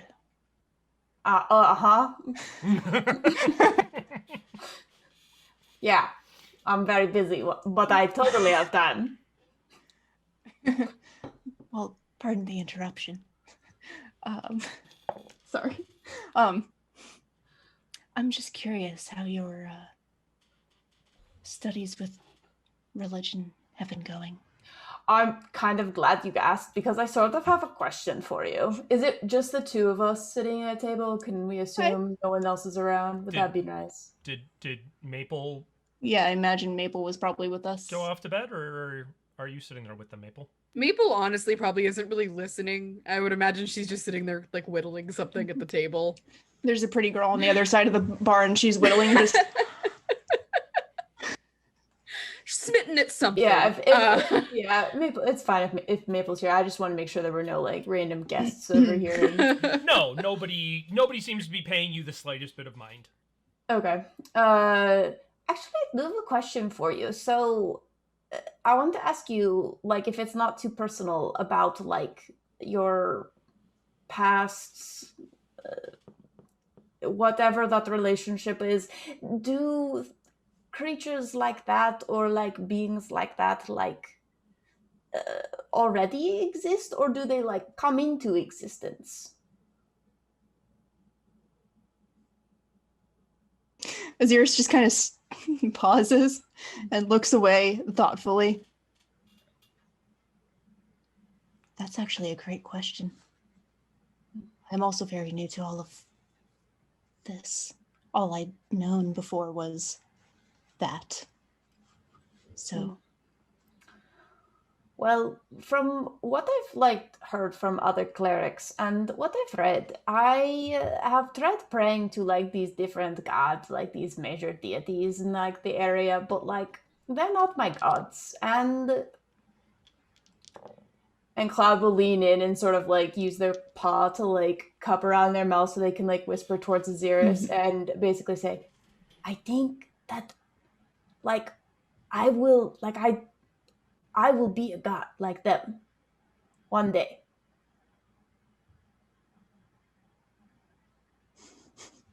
Ahzyris leaned in to listen and just kind of nods. You know, if I just believe in myself and like keep like doing things and fighting. Cloud, you had your powers before and you weren't worshipping anyone. Right? I know, right? Except for I realize like after like praying to these other gods that it's totally me. And your focus is a mirror, is it not? Yeah, I just, have to fix my fur every morning. For what it's worth, but I believe in you. And Maple's just Cloud's not gonna like whisper as much, just like, but still quiet. I just feel like I'm destined to do great things and like accomplish so much. And it's clear that like, I don't know, I'm smart enough or at least good enough to bring along like the best people to be in my group to like do all of these amazing things. Doesn't it? Ahzyris has just been smiling during this part of the conversation. So anyways, I'm decided that I'm kind of done. Like with these other gods. They can't do for me what I can already do for myself. That's actually what I was going to ask. Oh. I'm so glad you found that out for yourself. That's great. Well, I kind of had a hunch, but I wasn't too sure, I'd have never heard of like, somebody like doing this. So I don't know. I mean, I'm sure it's happened before. Well, probably. And he will reach over and like give you a pat on the shoulder and just be like, I believe in you. I will sit straighter and be like. And Mirage is going to go back to page 1 of my notes and check off on the theory list. Meanwhile, Maple's visibly crying and just like under her breath, Claude, you think I'm good enough to be in your special group? Ahzyris looks over and is just like, Maple, don't cry. Maple, don't. It's happy tears. I guess it's okay. We'll just pat Maple on the shoulder. Fenn and Rhys walk back and we're just like patting each other in like a weird pseudo group. While trying not to Maple's cry. Crying. Oh god. I'm just gonna cock an eyebrow and then look at Rhys and then look back and then just be like, I don't even want to know. I'll It was just like in the my food, room. it was really spicy. well, And right now, I don't know. Looks like some of y'all only have one oar in the water. So I'm just going to let it go at that. And I'm going to go up as well. All right. Anybody have anything else that they want to do before retiring for their long rest? All right. Give up on the thing that he got stuck on for the night and go to bed. All right, so you all go up to settle in for your long rest, and that is where we will take our break. So, Matt is very excited that he gets to go pee. Everybody, refresh your drink, visit the necessaries. We will see you in 10 minutes. Guess I'm...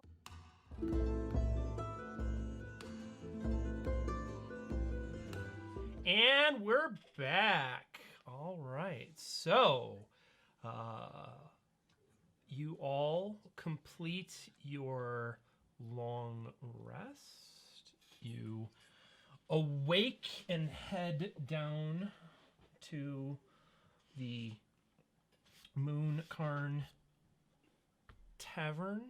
Sitting down there is your charge, one Analyth Perwin waiting for you. What would you like to do?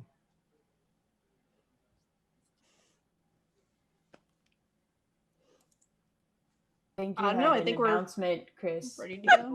Oh! We literally had that conversation 40 seconds ago. I'm just waiting. And my brain went... So...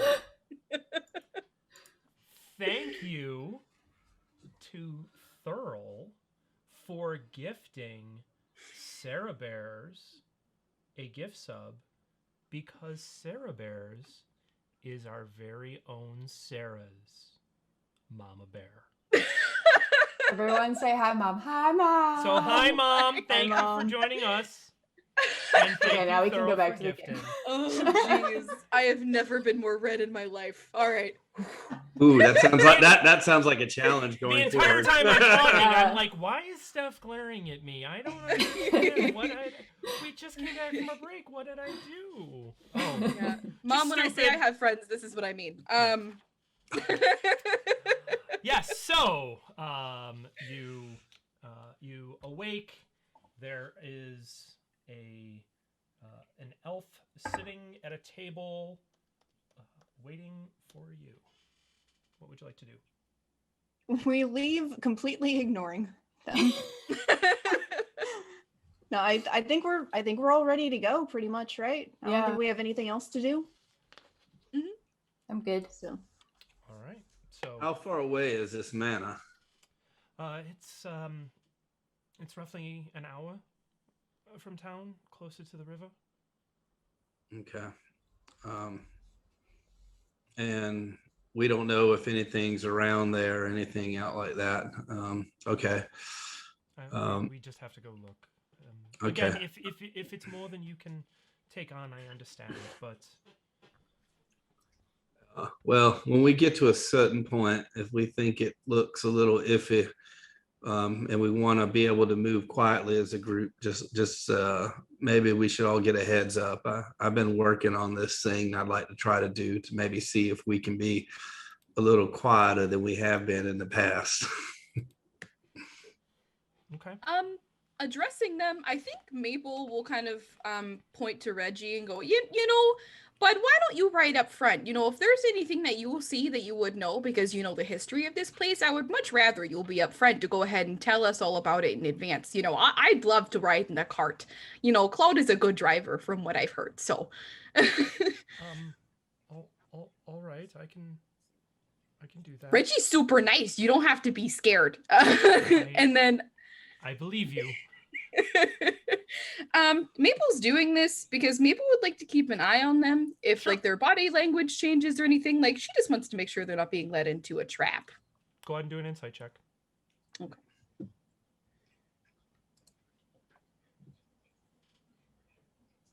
Darn it. Okay. Almost a nat 20. That's a 7. Oh, all right. Oh. Yeah, no, you totally think that they seem okay. Like they're not giving you any outright like type vibes. Like you don't hear them cackling in the background. That is the technical term, I believe. Yeah. No, I'm sorry. That was Ahzyris cackling in the background. He was reading a comic. And Fenn also is going to try to hang back a little bit further than normal to try to make sure that everybody is within about 30 feet of him. Okay. And that is just, he's not casting it now, but if it reaches a point where he feels like he would like to try out this new thing called Pass Without Trace. Okay. If necessary. Cool. All right. So you ride for roughly an hour. You approach a area just on the banks of the river Furtum. As you approach, you can see the landscape sort of slopes gently up to an area where there sits this 3-story keep. The land around it was once completely cleared, very clear lines of sight in all directions, but now it's become pretty overgrown. There's tall grasses, thorns, vines, just knotted all around the property. As you get within a few hundred yards of it, you can see that the building is in some level of disrepair. The roof is completely intact, but there's definitely some damage to the outside. In addition to the vines that have kind of crawled around the outside of the property in general, there's some that have crawled up the building. The first floor has no windows whatsoever. There is a bridge that leads in. There is a portcullis that is down about halfway and jammed. You can see that it's kind of off kilter and unable to travel up and down. As you look at the second floor, that level, sort of a one floor up, has arrow slit windows around the perimeter, and you can see scorch marks out a few of them, where obviously some sort of fires have burned. It's not out all of them that you can see as you approach, just a few. The uppermost level has more regular windows that were at one point shuttered. Some of them have shutters that are still closed. Some of them have shutters that have now withered, fallen to the ground, and you can see sort of debris around the outside. There's what obviously at one point was a path leading up to the keep itself. That path is a little less overgrown than the rest of the areas, but there's quite a bit still tangled there. So with that, we will go ahead and bring you over to see the general area. So this is where the keep sits. There is a dry moat that rings the outside of it. Intentionally dry. It was always a dry moat. To the east is the River Furtum. What would you like to do? I think as we approach Fenn, not knowing what to expect, Fenn is gonna glance around and pull out some ashes and mumble a few words and come out and cast Pass Without a Trace. Okay, go for it. Most fucking useful spell ever. Which So gives everybody in the party plus 10 bonus to stealth checks. What a good buff for the buds. Thank you. Who's the worst at stealthing? Rhys. Like a Okay. lot of people, but I think very specifically, especially looking at last session, Yeah, I think maybe Rhys. he wears heavy armor, so he has disadvantage. Okay. True. Rhys, I can, give you an additional advantage if you want before we go in. All right. Just, make you extra sneaky or extra something. I don't know. I can enhance your ability. I don't know if you have a preference, but I can make you extra sneaky or maybe you want something else, actually. Rhys just stares at Cloud for a moment and then mumbles a few words and then turns invisible. All right. Well, I'll just keep talking to the invisible space where Rhys is and cast enhance ability. I'll take the little pot leaf that I still have out and use it as my material component and just wave it around in the air. The ashes of the leaf that Fenn used was actually collected earlier. Oh, okay. Used pot leaves from Cloud. Great. And then asking, do we want to go inside or are there places? Is there more than one entrance? If Annalith knows So anything. Annalith looks at you. My understanding from what I've been told is that there's really only the one entrance. There were sewers that ran underneath, and supposedly there was a drain that ran out towards the river. Let's go in the sewers. Yeah. Well, there was always that talk too about that lair being near the water.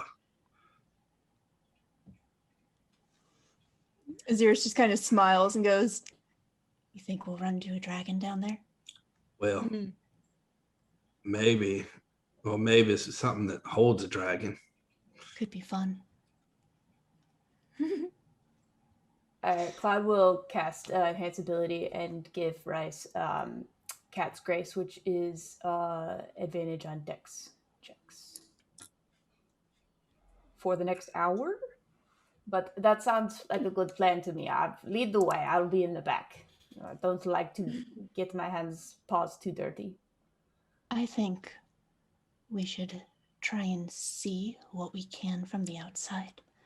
If it seems like there might be something in there, perhaps we can check for that sewer entrance, if that might be easier. Less How tall is the noticeable. building? It's a 3-story keep. Okay. Is at least one of the floors maple plus Ahzyris height? If you were to attempt to look into the arrow slit windows on the second floor, it would be a very precarious balance of both of you on your tiptoes. The individual ceiling heights here are rather high. Ahzyris would not do that because A, no, B, don't look up his skirt. That's rude. Does the second floor look climbable at all? Go ahead and give me an investigation check. 10 looks pretty climbable to me. Yeah, I mean it's a cobbled wall. There's a lot of spots where you could probably get your fingertips in and try. Okay, maybe we'll just address the group. Buds, I'm not very good at looking down below, but I'd be more than happy to check out the second floor if you guys trust me with it. I mean, do you mean just peeking in? Because I would hate for you to get trapped up there if you went in and there's no easy way out. I mean, hightailing it up the side real quick, as long as someone's willing to hold my hat. Wait, you can climb walls? I mean,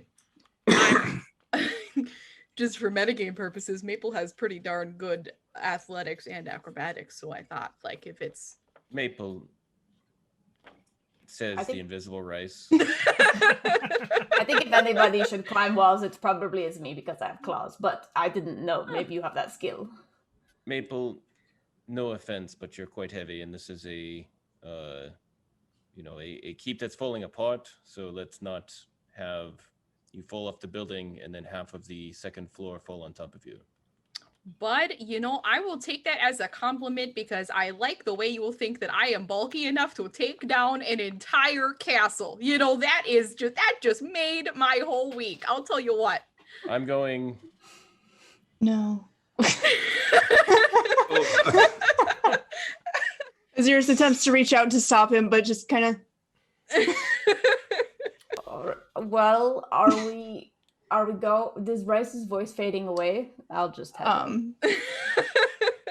Well, before we do anything, Ahzyris would like to look around because unless I completely spaced on a particular part of the description, these plants circling the castle look very suspicious to me.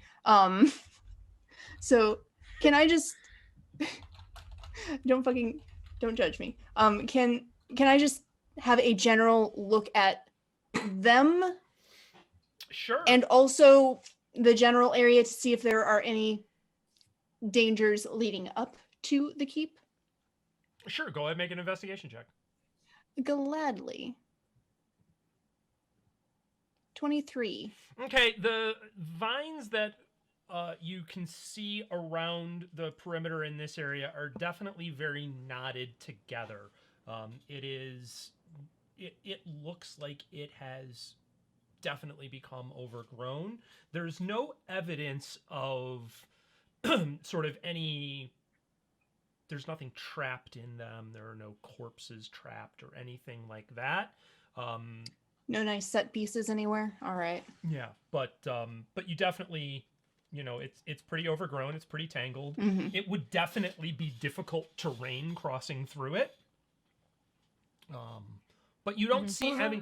There's no sounds. There's nothing. It seems like a pretty dead building from where you stand. Perhaps I go a bit forward and just scope it out a little bit. I'll try my best to be sneaky.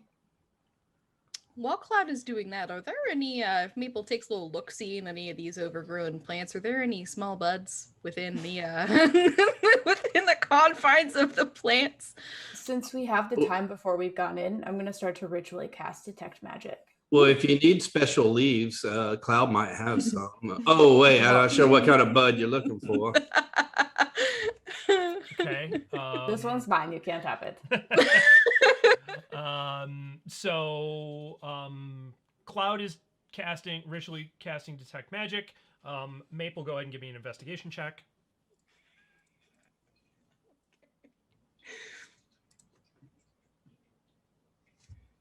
Oh, that's a 17. Okay. You don't see any small critters down on the ground. There is some sort of bird perched up on the roof of the keep. At this distance, you can't tell exactly It's a what it is. Periton, watch out. It's not that big of a bird. Birds. Yeah. Okay. Right. All yes, right. you've all completely missed the Puritan up to this point. Maple will cast Speak with Animals on herself and just kind of like, hey, bud. Psst, bud. Hey, do you live here? Go ahead. You're trying to be quiet, right? Yeah, Maple's doing her best cloud-approved whisper. Okay, so Maple, what are you doing? so let's do this. He does this randomly. Give me. This is a very random thing. Give me a persuasion roll to see if you can gain the attention of the bird that you are being very quiet towards. 13. Sure, I'm keen to see where this goes. So the bird sort of looks at you oddly, gives a flap, and flies over to where you're at and drops down on your shoulder. Looks at you. Hey, bud. Maple here. Lovely to meet you. Do you know what's going on in there by any chance? Any fun happenings? How do you mean? Are there any critters or creatures or people that look like us in there? I don't know. I don't go in there. Has anything been in or out recently? Not today. When was the last time? I don't know. I can't really say. I don't come here every day.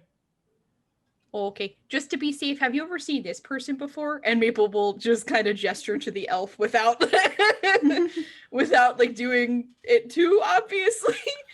So the robin that is on your shoulder sort of does the head tilt around, looks. Nope, never seen you before. Okay, thanks for trying, bud. Have you seen any other way in other than what's in the front? I mean, you could probably fly in through the window. Oh, but if I had wings, I would absolutely try. But I'm sure They're that... nice. I like them. Okay. With that, Maple will nod, seeing she's not really getting anywhere. But she's happy she made a new friend. You know what? Thanks for your time. Enjoy this, guys. They're sure nice out today. You know, Maple, even though you're weird, You you're too. very impressive. You get the like 3 head thing, and then it takes off. I'm going to finish casting Detect or whenever that happens visually, and then I'm going to sneak forward with Detect Magic up and just try to stealth forward and try to moonlight as a rogue. Okay, where would you like to go? Probably the entrance. Okay. I'll quietly keep an eye out for anything that's popping up. All right. Rhys, were you going all the way up like that? All right.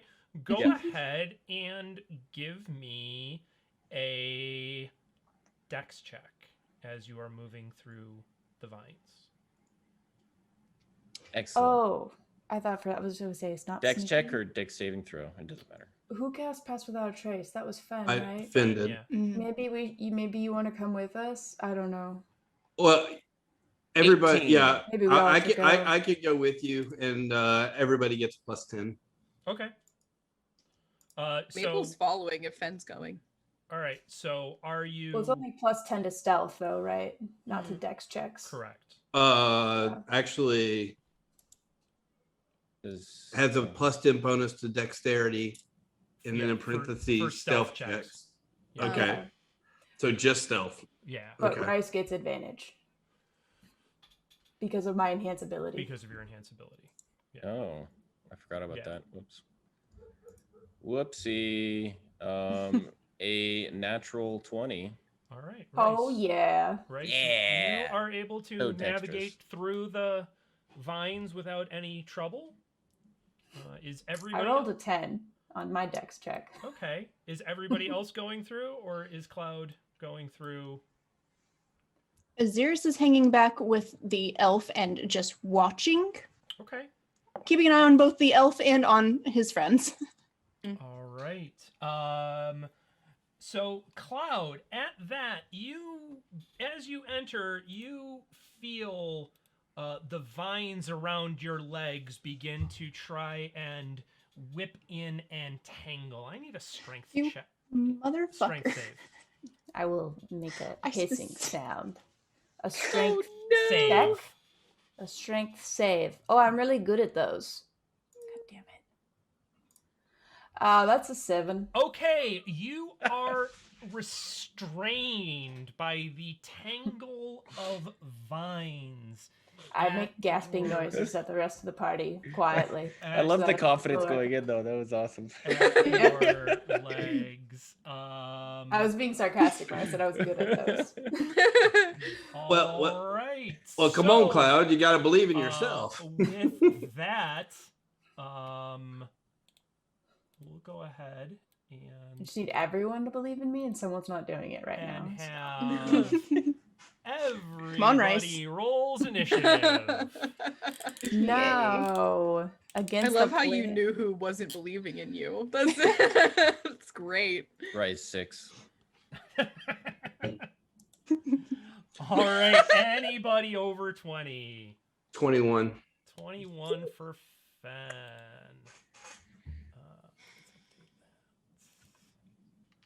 So mad I specifically checked that. I'm so mad. I rolled decently too. All right, 21 for Fenn, 20 to 15. 15 for Cloud. Cloud 15. 15 to 10. 14 for Ahzyris. Okay. It's US. It's back, y'all. 13 for Maple. Okay.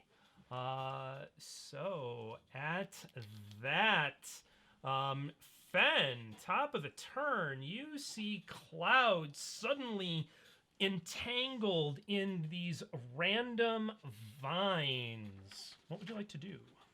Am I able to get a shot without endangering Cloud? Sure. So Fenn is going to keep his concentration up on Pass Without Trace. Sure. But he's been feeling more confident with his bow. So instead of pulling out one arrow, he's going to pull out 2. And then he's going to release 2 arrows shot into there. So that will be... Yes? Oh no, I said hot. Oh. Sorry. Okay. Go ahead and give me your attack rolls. Okay. Okay, the first is a 13 to hit, and the second is a 24 to hit. Okay, so your first arrow seems to catch a bit of branch and kind of shatters off to the side. The second one lances in and connects, burying itself into sort of this thick, spindly vine, and you can see the whole plant shudder. Doing how much damage? Oh, freaking lowest I can get. 5 piercing. Okay. So And that will end Finn's turn. that ends Fenn's turn. All right, Cloud, you are currently restrained by these entangling vines and roots. You can either take an action, or you can use your action to make an athletics check to try and free yourself. I'll attempt athletics. Boo. I'll Assassin flail vines around. prefer people who are not all that athletic. Well, I hate it.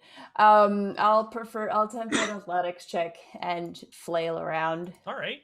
Probably not very, aesthetically looking. All right. Flailing around. 13. You get a 13. You break free from the assassin Oh. vines and are able to use your movement should you so choose. Oh yeah, hop over where Rhys is, or towards the door. I guess I don't know where Rhys is exactly. All right, we'll move you over towards where the outside current of vines. I shake like burrs out of my fart. I'm like, it's fine, I'm totally fine. Yeah, there's a little bit of blood around the leg, but nothing that would actually cause a hit point's worth of damage. Just enough to befoul the fur, angering the tabaxi. Does that end your turn? Yep. All right, Ahzyris, you're up. Cool. Ahzyris just sighs, seeing this, shakes his head and mutters to himself. He is going to take a slight step to the, whoops, that's not the tool that I need. He's going to take a slight step to the side, and he is going to tap his staff on the ground and point it forward, muttering a spell, and a stream of sickly acid is going to just sort of burst out in a straight line 30 feet. Okay. Going across and should land right at the feet of both of them. But it needs to do a dexterity saving throw of 14, please. Okay. Look at that. Saving throws are up to 14 now. Can you believe that? Ooh. And Wow. surprisingly, it does not have a great modifier for dex. So it, with a 4, fails its dex save. So what happens? It gets covered in acid, first Okay. of all, All right. and takes a whopping 4 acid damage. Okay. But it is also going to take 2d4 acid damage at the start of each of its turns until it wipes the acid off with an action. Okay. All right. I'm just Sounds imagining good. a vine, like trying to. Anyway. Tip pulls a hanky out of its pocket and Yeah. It'll just kind of, Audrey too, just kind of like mutter to itself and like Mhm. pull something out and just kind of, anyways. all right. Anything else on your turn? He could Eldritch Blast, but he's not going to. He's just disappointed in himself. Okay. And he's done. All right. At that. Oop. Jump the gun. Maple, you're up. What would you like to do? Maple would like to, still trying to be quiet for Cloud and Rhys's sake, being as close as they are to the keep, go into a rage. Okay. And she will be attacking recklessly twice. The first one is 21. So you're I you're use- gonna use your movement to close to melee range with it? Yes. Okay. I would like to try and slice and dice this thing, please. Okay. And supposedly I did my Beyond 20, so it's already doing my great weapon master stuff when I do Okay. this. All right. So 2 attacks. Go for it. Yes. Attacking recklessly, so it does have advantage on me if it attacks me.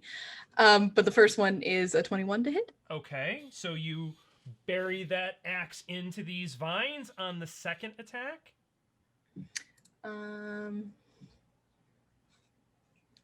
Nat 20. Okay. Also doing significant amounts of damage. Total damage. Add it all up. Give me the total Okay. for both And attacks with the crit. okay. So that's plus my 2. So that's 20 plus, I'm just rolling that for now. Yep. 20 plus 17 plus So I was adding, Chris, I just want to say real quickly that it was my bad. Detect magic is a concentration spell, so I'm just gonna like nix it. No magic. Don't tell me about anything magical. I did enhance ability on Rhys. Interesting. Okay, so that's 50, not including my oh, I don't think I actually get to, I already used my bonus action this turn. Never mind. So Okay, just 50. so 50 50. even. Okay. Cool. All right. And is it possible, did I use my full movement to get to it, or can I, while I'm in a rage, try and like get to the other side of it through the vines? You can try to get through it, but it is difficult terrain to move through it, even if it does not entangle you. So, so you use, let's see here, 5, 10, 15. You use 20 feet of movement. So if you continue to move, you'll still be in the vines. You wouldn't get beyond them. Okay. I have 40 feet now, so I can only get another 10 feet. So if you have 40, you would be able to get 20 more, right? No, 10 Okay. more. Yeah. So you'd be still just on the edge of it. Okay, that's fine. I just want to try and get through it as much as possible, like while I'm beefy. So to get you there. Okay. All right. Only 50 damage. You Yes. say after the useless wizard deals 4 damage. Okay. That's all I'm good for. Does that end your turn, Sarah? It does. Okay, at that, it is now the Assassin Vine's turn. And it is going to go ahead and make a constriction attack on you, Maple. And it is going to an 18 hits, I believe. Indeed. Okay, so you take 9 and 4 is 13. You take 13 points of bludgeoning damage halved. Okay. You are grappled.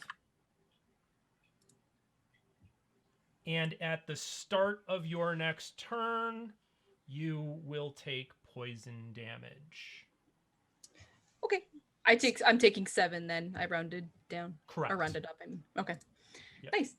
All right. Speaking of, it takes 6 acid damage. It takes 6 acid damage. Thank you. Yeah, good reminder. All right. Mirage. 10 whole damage to your 50 damage. At that, you do begin to see another set of vines sort of bringing itself into existence and beginning to move in the general direction of you all.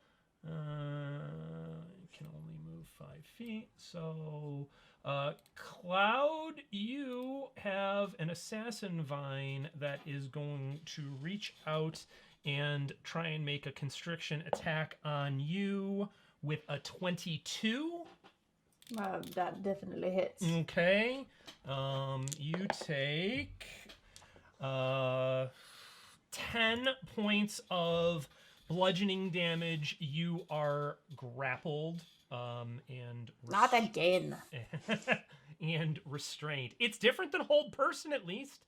I was just saying it as Cloud. I know, but it's different than hold person. And that will end Thanks, God. its turn. Rhys, you are up. 2 of your friends are currently grappled by assassin vines.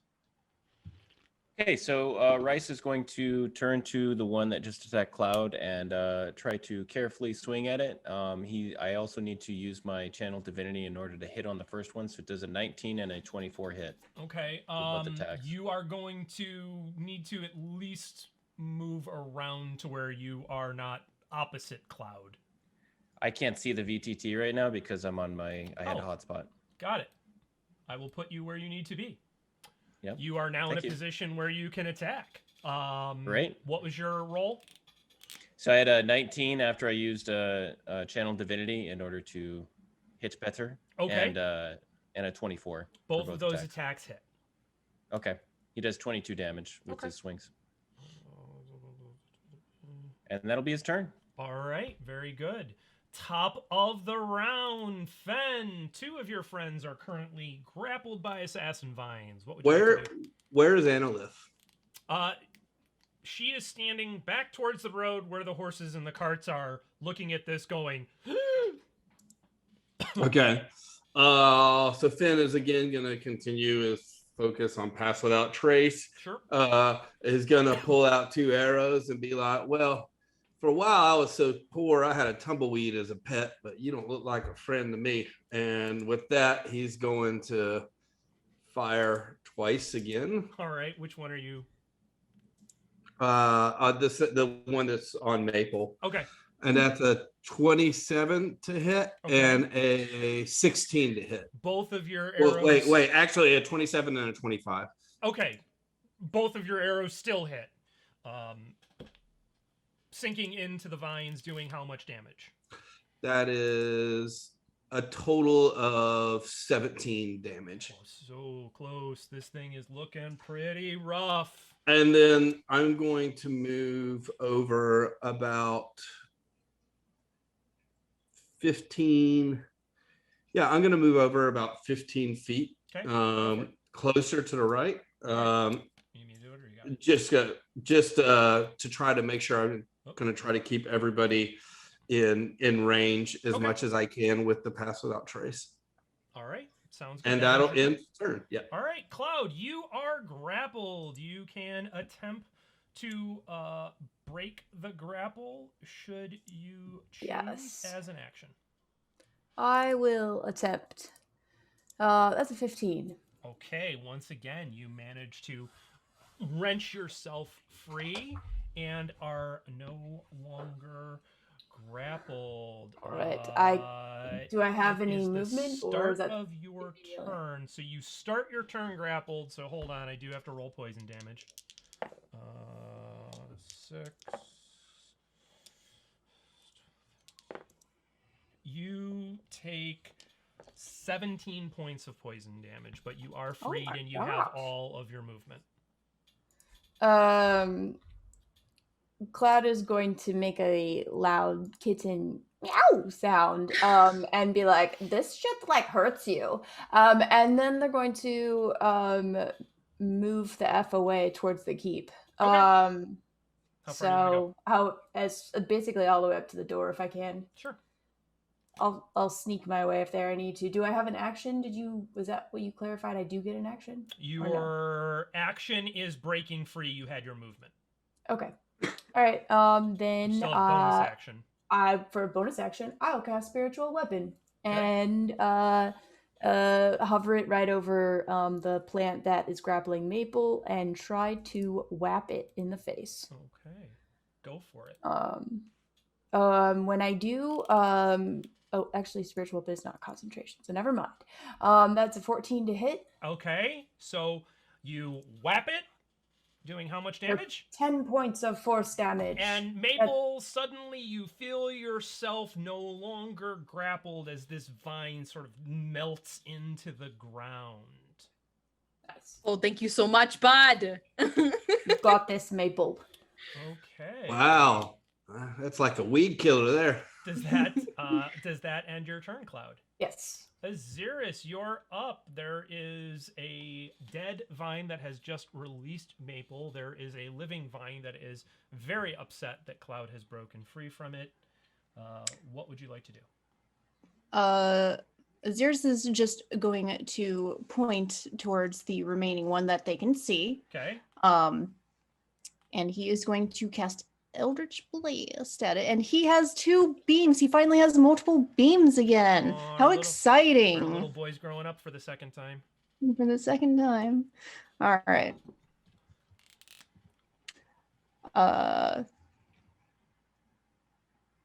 So, question: it automatically rolls with advantage. Do I need to roll twice, or do we just want to take the advantage as the 2 rolls to hit?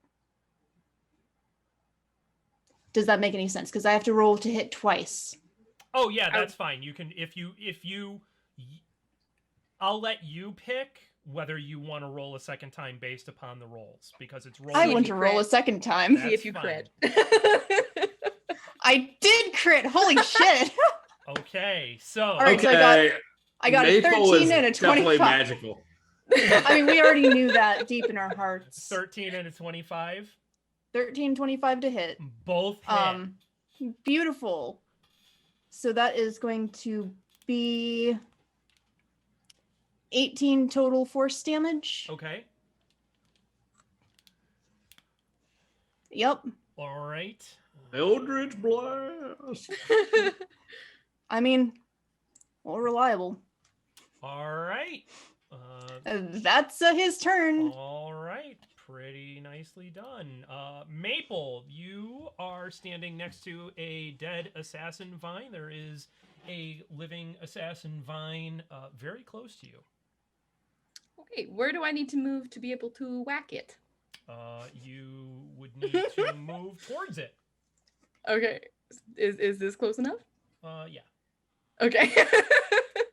Good. Then Maple's going to, because Cloud believes in her and she believes in them, try and make it so that that spiritual weapon hit was worth something, using both the -5 to add 10 again and attacking with advantage. Okay, go for it. Ooh. So we're going to start off with a crit, Okay. and then, so I'm 2 in actually a going to, row. I'm going to roll 2 more times Yeah. with advantage. The second one is, oh, that turned off, an 18. That hits. And then this last one, because I get a bonus action this Uh-huh. turn, is a 21. Yeah, all 3 of those hit. So Maple taking her axe like she is clearing land. And there is just shit flying. Okay. Like mowing the grass. For 183 points of damage or Hold something up. like Almost. that. Almost. 74 damage. Okay. Oh, And only 74? yeah. Just Well, 74. That's actually, we'll say that. I think that's including my crit. I don't remember. I don't want to cheat. It's good enough. At that, the second assassin vine has fallen to pieces and seems dead. Okay. What else would you like to do on your turn, Maple? People just will whisper to it, trying to keep her voice down still, but still in a rage. That's what you'll get for grappling a cat god. Just so you know, just so you can take notes. Okay, thanks. And she'll go ahead and move up towards Cloud using her full movement, because if anything comes out of that, she would like to take the damage and not Cloud. Thank you. Cool. Rhys, you're up. There are, as far as you can tell, there are no active opponents. Cloud and Maple are up by the keep proper. Ahzyris and Fenn are still outside of the vines. Nobody is currently within the vines. Are we still in combat? You don't know. Rhys is going to touch his amulet and cast Detect Evil and Good on himself, which will allow him to see any aberrations, fays, fiends, undead within 30 feet. As well as where the creature is located. Okay. It's a concentration spell for 10 minutes, so I'm just going to cast it right now. Okay. Okay. And then he's going to walk over to the keep and see if anything pings. Okay, so you do not pick up with your 30-foot sphere. You do not pick up an active presence of a creature, but you absolutely pick up that this space is desecrated. Okay. Rhys is going to look to the others and say, high probability, well, the stories are true about the fiends. Is Rhys now not invisible? No, he's not. Okay. He lost it as soon as he attacked, yeah. Sorry. Okay. Okay, then, Rhys. Is that the end of your turn? Yeah, that's the end of my turn. Okay. Maple, go ahead if you have a reply. No, she just, okay, bud. She's just like waiting to see if anybody else does anything else. Okay. Fenn, top of the round, what would you like to do?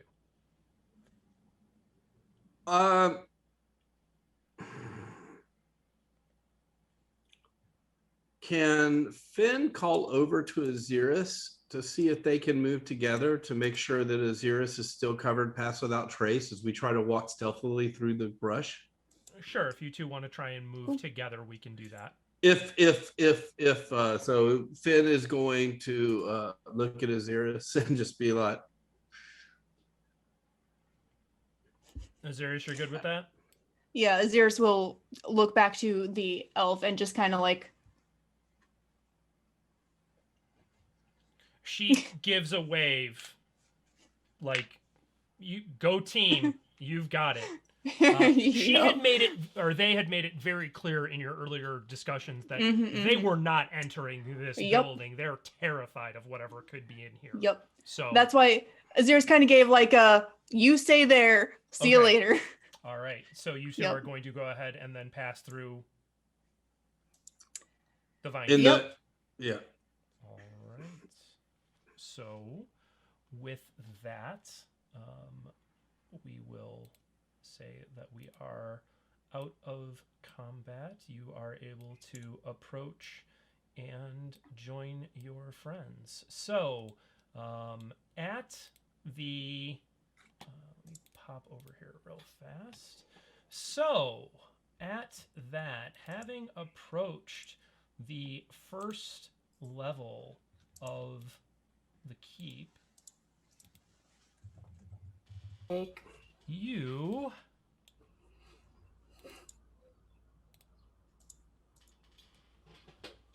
now can get a better view of the building itself. You can see that where the portcullis is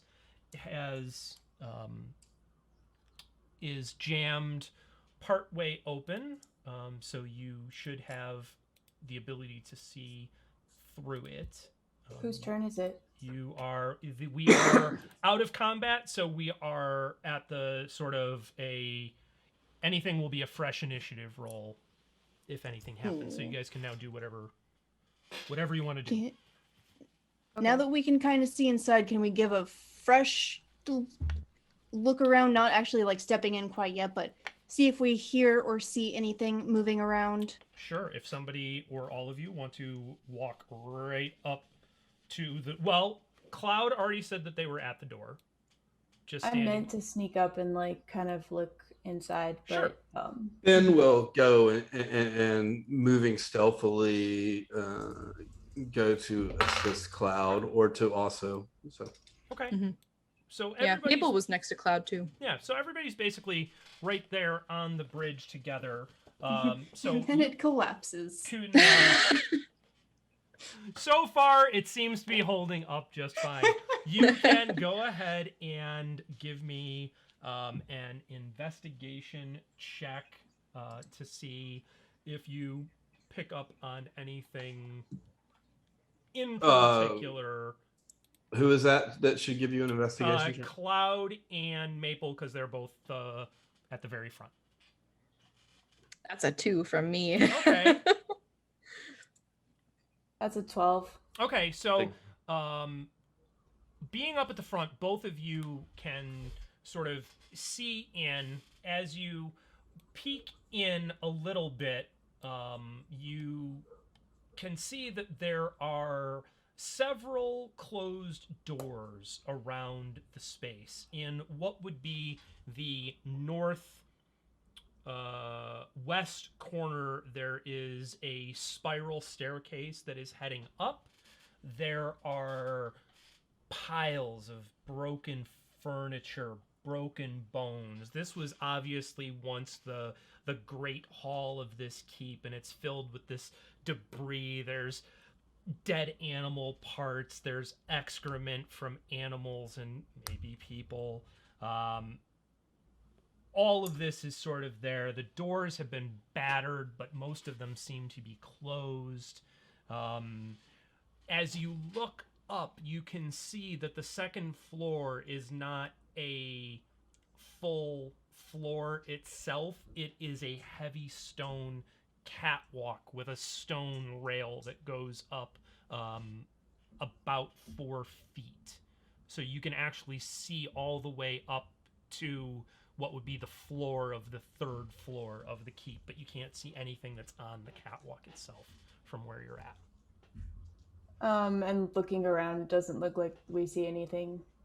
There is nothing currently moving that you can see. You do not hear anything either. Okay. Ben would like to just be basically, and then would like to stealth ahead a little bit Okay. and see if he sees any tracks or signs of undead, which are his favorite enemy, which means he has advantage. Sure. Go ahead. Tracking. Yeah, go ahead. So I'd like to. What do I need to roll for you? I will let you make either an investigation check or a survival check with advantage. While this is happening, Cloud's just going to cast Cure Wounds on himself. Go for it.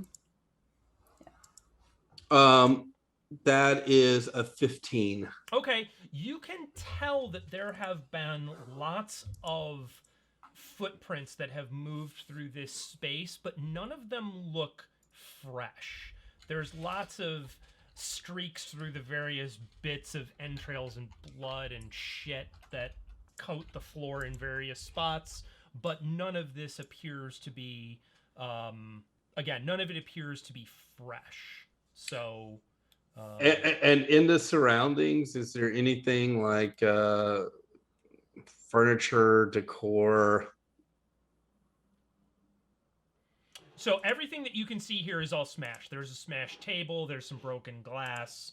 A couple of broken mirrors. Nothing functional immediately at hand. Again, there are multiple rooms that have closed doors.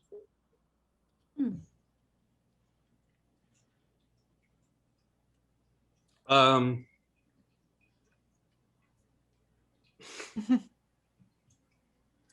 have a question. Sure. From what I can see. Yeah. Maybe I just didn't hear this. Maybe I'm not paying attention. Who knows? Maybe you just didn't say it. Does the spiral staircase also go down, or is it just going up? Up. Okay. Cool. Thanks. Yes. Ahzyris is going to motion towards Fenn to lead the way.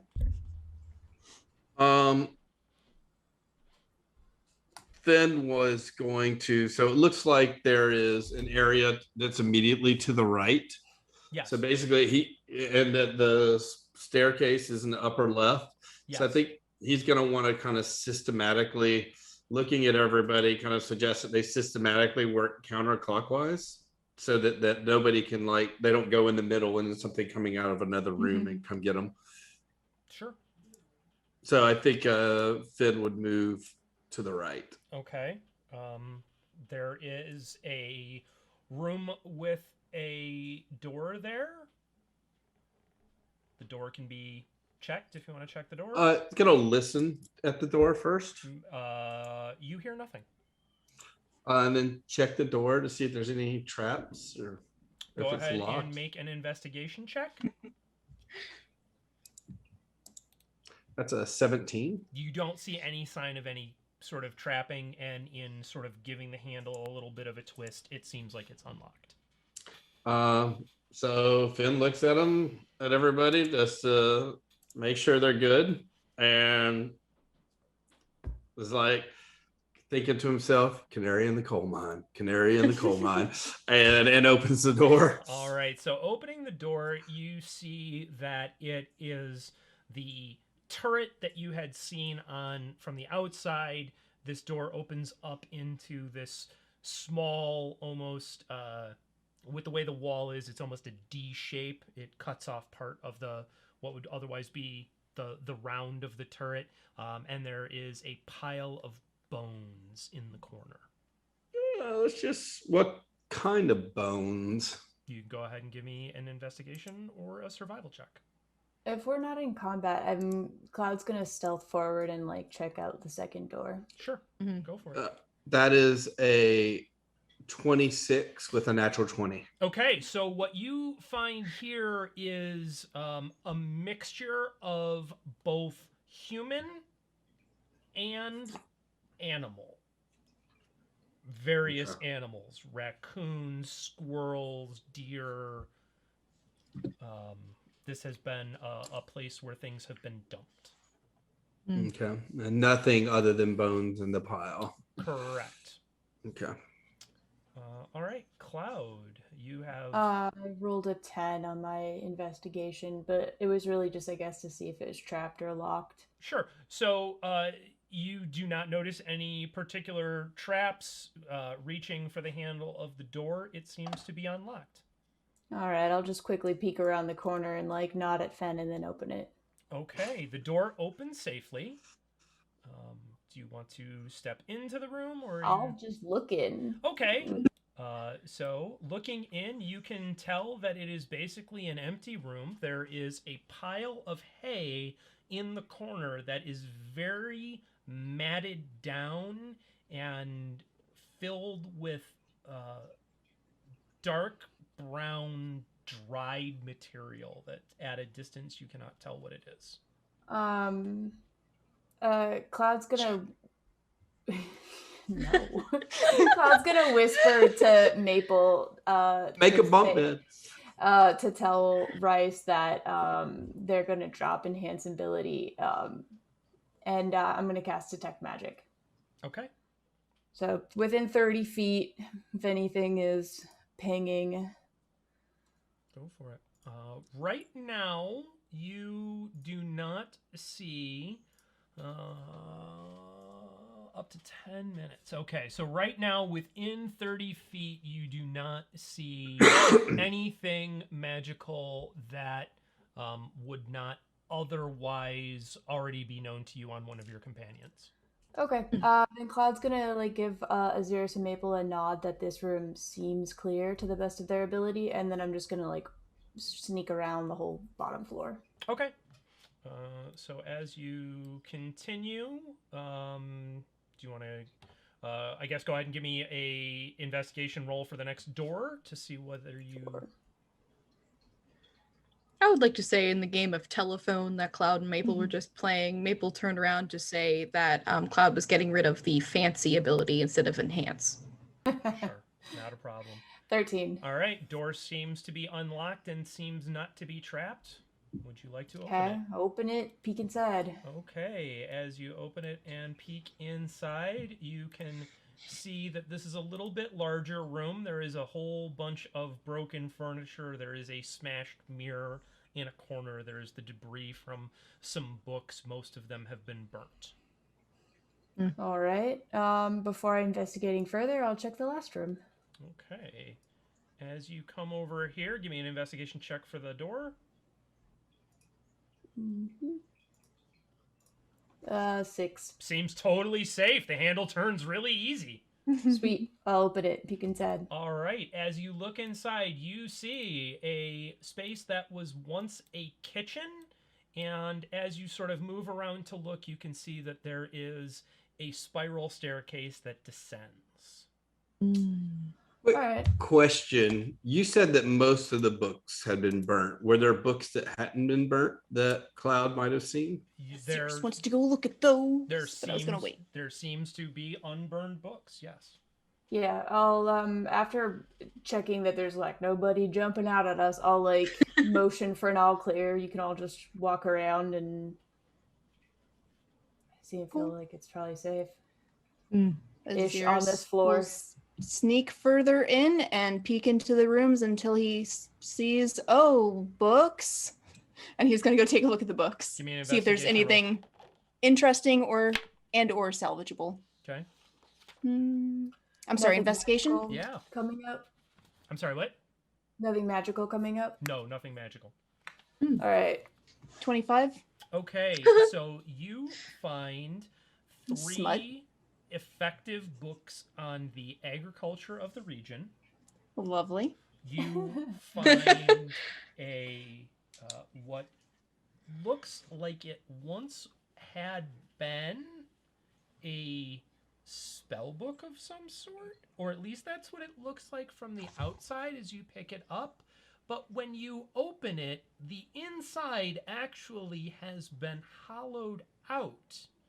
And inside the hollowed out pages are a series of small pamphlets called The Grey Tales.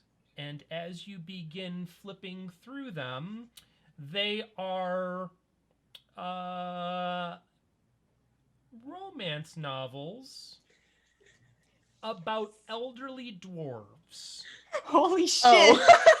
Holy shit, yes. I'm so fucking glad I found smut. Ahzyris is confused, but The remainders of the books all seem to be vague histories of places you've never heard of. Nothing nothing magical, nothing particularly fancy. cool. You know. He will flip through a few pages of that, slowly close it, and slip it back into the pile. Okay. Cloud. Keep it. Anyways, Cloud's gonna whisper over to Fenn, and that there's a staircase going down through the room that they're nearest, and then if he wants to, he can check that one out. And Cloud's gonna indicate that they're gonna go, because I want to use what's left of my detect magic, so I'm gonna go to the other staircase and sneak my way. That one goes up and down, right? Just up. So the stairwell in the north west corner Okay. goes up, and then there's a smaller stairwell in the kitchen area that goes down. I'll sneak my way up. Okay, you are going to sneak your way up. Is anybody going to follow Cloud up? Or Yes. are I'll Right. go you- with Cloud. I I'm would sorry. like. Rhys will try to be right behind Cloud with his undead vision. Okay. In that case, I think, Sarah, you said We're Maple was sneaking, going with though. Cloud too? I don't want Maple you is with me, probably in. guys.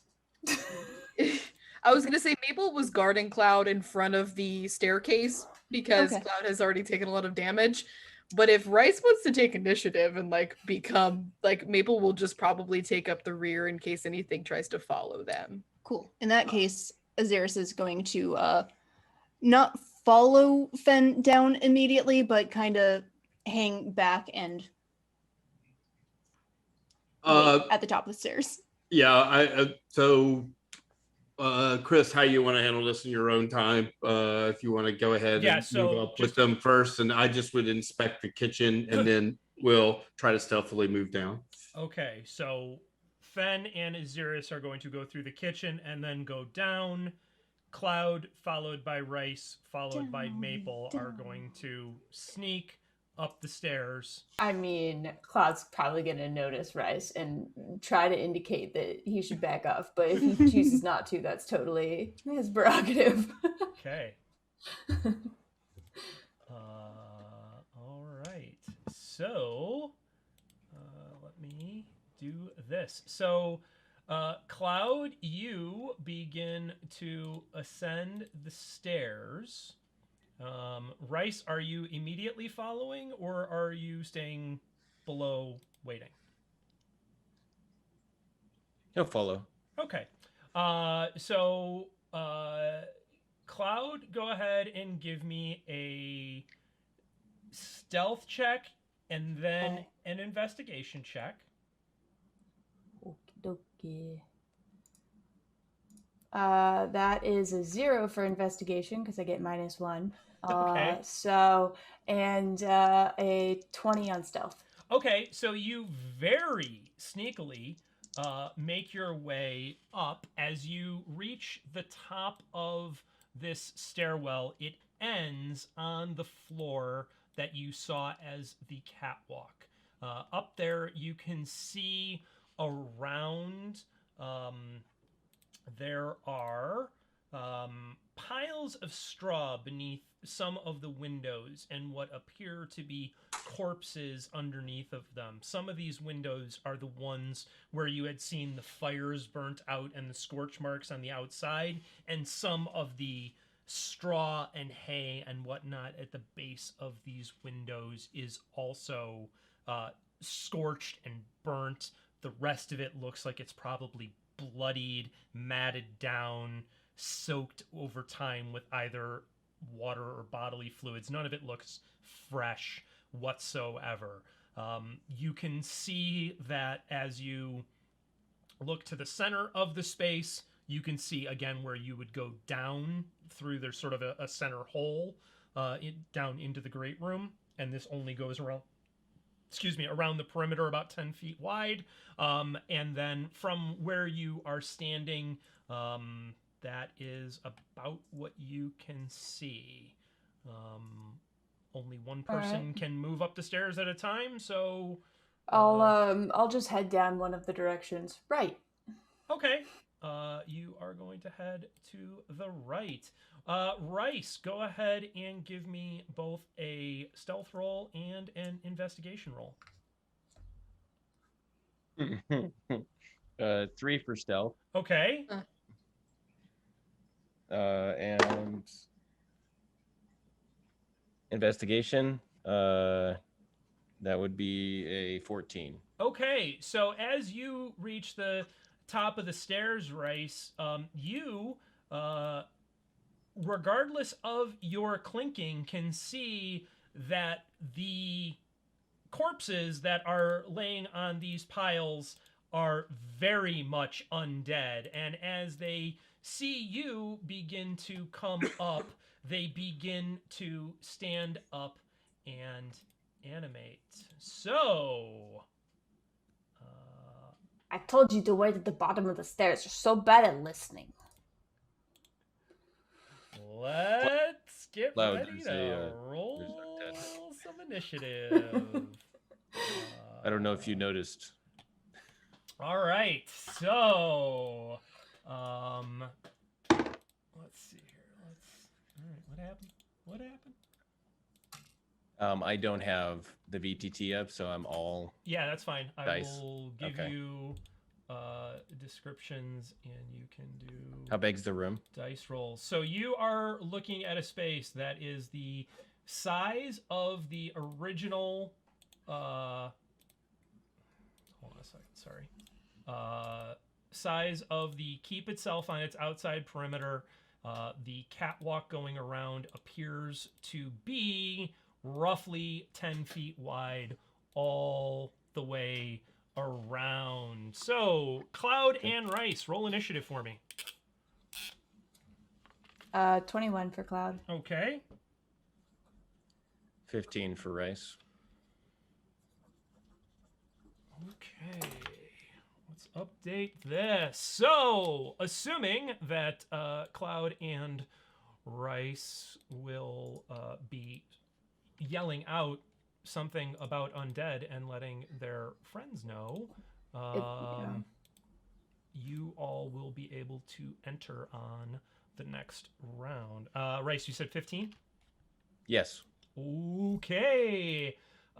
Cloud, you are up.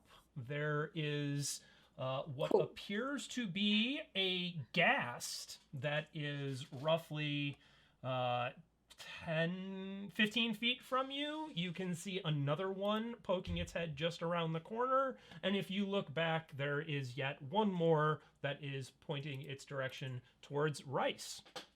Since we're had, so to speak, Cloud will say what they said to Rhys and kind of in a louder voice be like, help up here.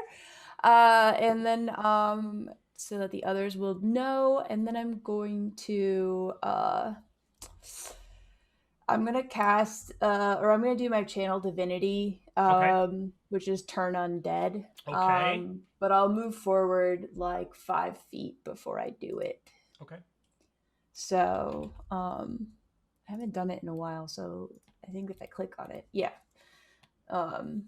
It's I think I take out my mirror. I hiss at them. Okay. Within 30 feet, if they can hear me, they have to make wisdom saves of, hold on, I'll tell you. And then if they fail, they're turned for a minute. And I think maybe it's leveled up. Yeah, it's destroy undead. So if they're a CR rating of half or lower, they're dead. Okay. And they fail. All right. It's a 14 wisdom save. Okay. 14 wisdom save. So the one closest to you fails. The one slightly farther away from you succeeds. The one closest to Rhys fails. And what is if the CR is what? 14. It's not the... Oh, so half. Okay. Yeah. So they're... Yeah. It does not destroy any of them, but the one closest to Rhys and the one closest to you are turned. Okay. And then I will cast spiritual weapon as my bonus action. Okay. And try to place it. Is the one you said nearest to me is turned. So The one nearest to you is turned. I will try to whop the one that's further away from me then. Whap away. All right, whapping incoming. And that is a 17 to hit, 9 damage. Okay, so 17 definitely hits. It takes 9 points of damage. Minus 9, you're going to make me do math, which is not my strong suit. And that ends your turn? Yep.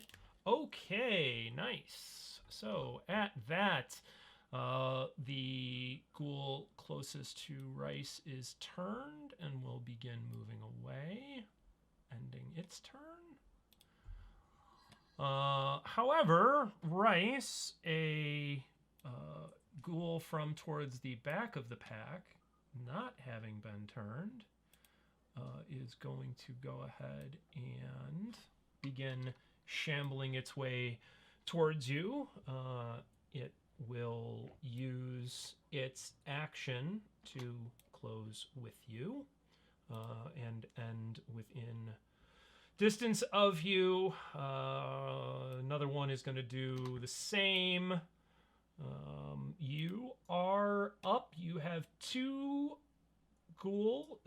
ghasts who are in close proximity to you. You are at the top of the stairs. They are flanking you. What would you like to do? Okay. Can I position myself to allow other people to enter the top floor behind me? Sure. You can move but in. still be blocking the gas? Wasn't one of those turned? No, those both came from the back end of the building forward. Oh. The one that was turned is fleeing. Cool. Yep. I can do that? Okay. Yeah, sure. Yeah. You can make room. Sure. So Rhys is going to step forward and he's going to swing Shatter Spike at the first ghast, whichever one is closer, I suppose. Left or Yep. right, I don't. Whichever. It's an object. Yeah. Go left. I rolled a does a 9 hit? A 9 does not hit, being Okay. very surprised by two ghasts suddenly storming into melee range with you. You do not connect. Okay, and then second attack. Go for it. Does a math. I haven't done math. It's a 13 hit. A 13 just hits, so you just managed Great. to connect. Right, Doing and well. as he connects, he's going to touch his amulet, and his sword is going to glow as he pumps a divine smite into that creature for an extra. The sword damage is going to be 11, and then Okay. I'm going to roll the smite damage, which is 3d8 because it's undead, correct? Yep. 5, 7, 12. An extra 12 damage. Okay. So 23 total. All right. So you have delivered a very significant blow to this ghast. Does that end your turn? Indeed, it does. All right. So, Cloud, this ghast has to flee because it has been turned. The other one, however, not having been turned, is going to use its full movement to close with you, and it is going to make a claw attack at you for a 19 to hit. Yeah, that hits. You take 14 points of slashing damage, and I need a con save. Whoa. All right. That's a nat 20 on my con save for 23. Outstanding. You are not paralyzed. Oh, Lord. All right. Well. That Okay. ends its turn. Yeah. The final one was not turned. It seeing its other friends engaged. Friends. Do ghasts really have friends? Cohorts? I don't know. Associates. Yeah. Ilk. I think they're ilk. Seeing its ilk engaged with Rhys is going to use its full movement and action to finish moving and close distance with Rhys, ending their turns. Top of the round. Cloud, before you go, who is coming up the stairs next? Because I assume you guys aren't going to leave them up here by themselves. Maple, you were... I'd assumed it'd have to be Maple first because Ahzyris and I Yeah. would be behind Maple coming up. In question, are we able to see them from downstairs, Nope, even you though it's a can't. catwalk? It's a 4-foot-high wall, so I mean, you could just Gotcha. barely see if Okay. you like walk all the way to the other end. You can kind of see over and see heads moving and stuff like that. But Well, dang it. yeah, Okay. and it is a stone wall around the perimeter, not a Cool. what do you want to call it? Not like a fence or rail. Rail. That's what those things are called. All right. Okay, so Maple, you're coming up next. Yes. All right, and you rolled. So then Fenn, then Ahzyris, I can assume. Yeah. Correct. Okay. You can. Ahzyris just steps aside and motions for Fenn to take the lead. Yeah. Finn wasn't even waiting. He Uh, just dashed. He's just like so canary in the coal mine. each Canary of- in the coal mine. each of you go ahead and give me your initiative roll. We'll say that because you started moving in this direction on the last round, that you would all reach. Oh, son of a 5 for Finn. Okay. Oh. 11. Okay. Ahzyris, why'd you get in my way? All right. Cloud, it is your turn. You have to take another con save because you are starting your turn within 5 feet of this creature. Oh, okay. All right. At the start of my turn, I start screaming like screechy cat sounds to communicate all of this. It's very terrified. That's an 8 for my con save. Okay, you are poisoned, and you have disadvantage on your attack rolls and ability checks. Okay.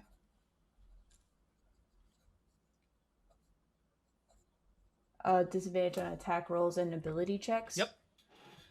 All right. But it is now your turn to act. Oh boy. Yeah. Your spiritual weapon is It still up, is. and whatever else you want to do. I think that Cloud's feeling a little bit cornered and frustrated, so they're going to reach out and cast inflict wounds Okay, at level 3. go for it. So that's gonna be a nat 1 to hit. Okay, So you do not hit. I will bap the dude in front of me with my spiritual weapon then. Go for it. Okay. That's unfortunate. And that's a 22 to hit That definitely hits. for 9 points of damage. All right, pretty solid. All right, does that end your turn? That does. All right, outstanding. Jumping around. Remind me on turn undead. Does that only affect him for the turn that you cast it on, or I believe it's 1 minute. I believe it's 1 minute also. okay? All right. So this guy is going to remain Yep. out of the fight. Or until they take damage. Okay. All right. He's going to remain out of the fight. Rhys, one of the gas at the top of the stairs, seeing that two of its ilk are on you, and Maple seeing you come up, it is going to go ahead and make a claw attack on you, Maple, for a 21 to hit. That'll do it. You take 8 points of slashing damage, and I need a con save. Alrighty. 25. Okay, you are not paralyzed. Nice. Always good to know. Yeah, okay. That is the end of his turn. Rhys, the ghast immediately to your, I guess he would be behind you, is going to go ahead and make a bite attack. A 17 does not hit, does it? No, it does not. Okay, so he fails to connect with you. Feeling very upset. It is your turn, Rhys. I need you to give me a Constitution saving throw.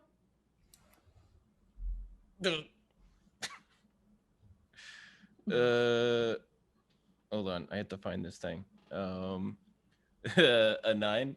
Okay, you are poisoned. You have... Wait, 10. That doesn't matter. No, it is 9. Sorry, my bad. 9? It's 9.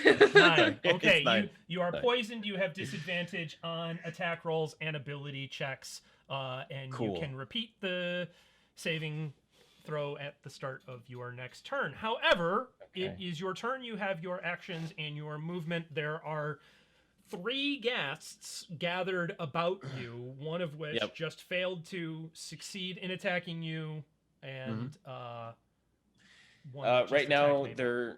there's one attacking Cloud, right? Yes, the one that is attacking Cloud is in melee range with Cloud. Okay, so gonna cast a spiritual weapon right next to Cloud. Okay. In order to assist them. Okay. And it's going to be a ray of moonlight that turns into a little bow and shoots at the whiter ghast or whatever it is. All right. Oh, it's gonna do a double take. That was so cute. That was Go cute. for it. All right. You said disadvantage? Yeah. That's an 11 to hit. Okay, that misses. Being new Okay. with the spiritual weapon, you haven't quite got the ranging down on it, Mhm. and the adorable little arrow fails to connect. But it looked sick Also- as hell. Good try, bud. Yeah, it looks sick. Chris, I forgot that I was that spiritual weapon was at disadvantage, but it was still an 18 to hit. So Okay, I just yeah. wanted to be Cool. Totally fine. about that. And then after that, Rhys is going to swing twice again on the undead thing in front of him. Okay. The one that you had already attacked? Yep. Okay. Go for it. I assume a 9 does not hit. A 9 does not hit. And a 15. You connect with that second strike, doing how much damage? Okay, and as he connects, he's again going to touch his amulet and send another divine smite into him. So normal weapon damage is 10 damage, and then the divine smite, level 1, 6, 15, and 21. Okay, as you pump that divine smite into it, that divine energy just sort of rattles its entire frame and it falls to the ground. Oh, Okay, that's my turn. That ends your Beautiful. turn. All right, Ahzyris, you are coming up the stairs. You and Fenn and Maple are kind of all in the tower section here. As all of this is starting to go on, there is a ghast that has just dropped to the ground, dead by Rhys. What would you like to do? Am I able to see Cloud from here? You should be able to. Beautiful. I'm going to Yes. point towards them, Okay. lean over a little bit so that I point instead at the ghast behind them. Sure. And I'm going to cast Frostbite on it. So I need a Constitution saving throw of 13. It's cocked. I'm going to re-roll it. With a 12, it fails. Sweet. So it takes an entire 6 cold damage, but the important part is it has disadvantage on its next attack. Okay. Ooh. Which, Cool. like I said, is the important part. And as he does that, he is going to say, "You guys should get away from them." But I don't know if you can hear over all of the ching, ching, ching. Anyways, What was that? that's his turn. All right. Does that end your turn? That's his turn. All right. This ghast whose turn it is still turned. Bringing us over to the ghast that is in melee with Cloud. Cloud, they're going to go ahead and make a bite attack on you at disadvantage.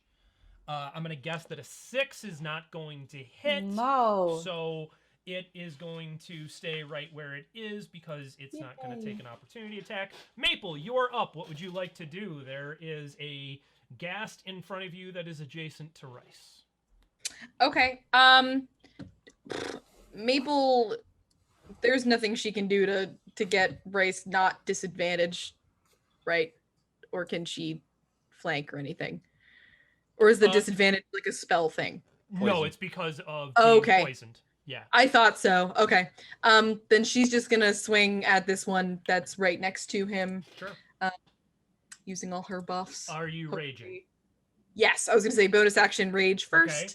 and then reckless attack and great weapon master -5. So Okay. we'll see. Oh yikes. Okay. Well, does an 18 hit? An 18 hits, so you sink an axe into this ghast. What about a 15? A 15 hits as well. You reverse that blade and come in again. That third one was an accident. My screen froze. So it's gonna be 24 plus 25. So 49. You literally rent this thing in two, and the top half of its body slides off the bottom. And, Can we say it falls down the stairs? 100%. You can say it falls down the stairs. Cool. Nice. And what would you like to do now? You still have your movement. Yeah, I was gonna say using my movement, I would very much like to scoot on this side of this one. Yeah, sure. You can get around Rhys. He'll let you. Just so that this other guy hopefully doesn't come after Rhys as well. He's been surrounded for long enough. Okay, that's it. That ends my turn. Okay, Fenn, your turn. There is a ghast engaged with Rhys. There is a ghast engaged with Cloud. Seeing the clouds further out, and there's the gas there, and Finn's just going to shake his head and be, I freaking hate undead. I just hate them. And is going to take 2 quick, pull out 2 arrows again, and at the gas that's attacking Cloud. Okay, go for it. I was also screeching quite loudly too. That's a 28 to hit and a 14 to hit. Both hit. Beautiful. Both arrows sink in. Oh. And that is a total of 19 damage. Okay. After Fenn says that, Ahzyris is just kind of like, I mean, they're okay. They're pretty useful. I mean, tactically, you know. Oh, they just give me the shivers. So What was that? With it, you said you did 19? 19. With that, this one falls over, collapses at Cloud's feet, also dead. And Dorky then ghast. Fenn is going to use his movement just to head over in here. Okay. And then seeing that one that I guess fled, but seeing it and was like, aha, there's more. Okay. So at that, Rhys, the ghast closest to you, is going to make a claw attack on you. 21's gonna hit. Yep.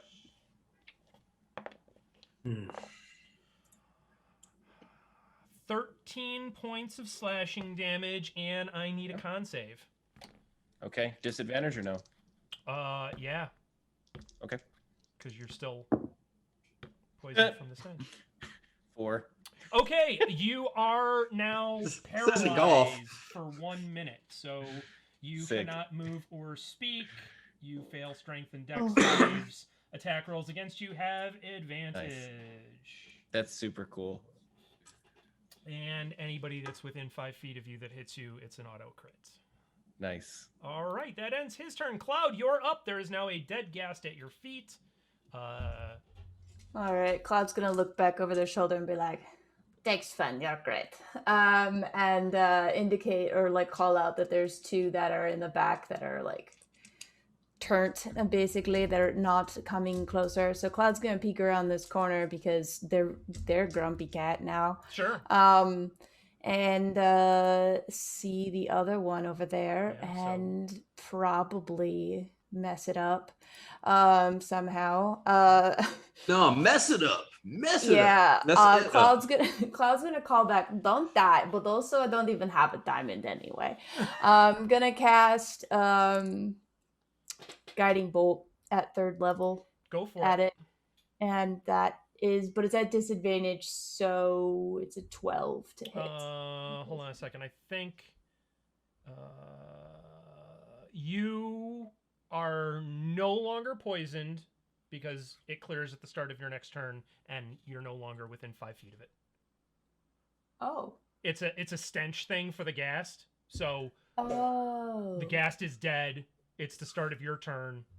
That clears. I can't smell it anymore, so No. now I'm cured. Yeah. Correct. They smell better when they're dead. All right, then I will. It's a 23 to hit. Okay, that definitely hits. So for 18 points of radiant damage, Okay. and then I'll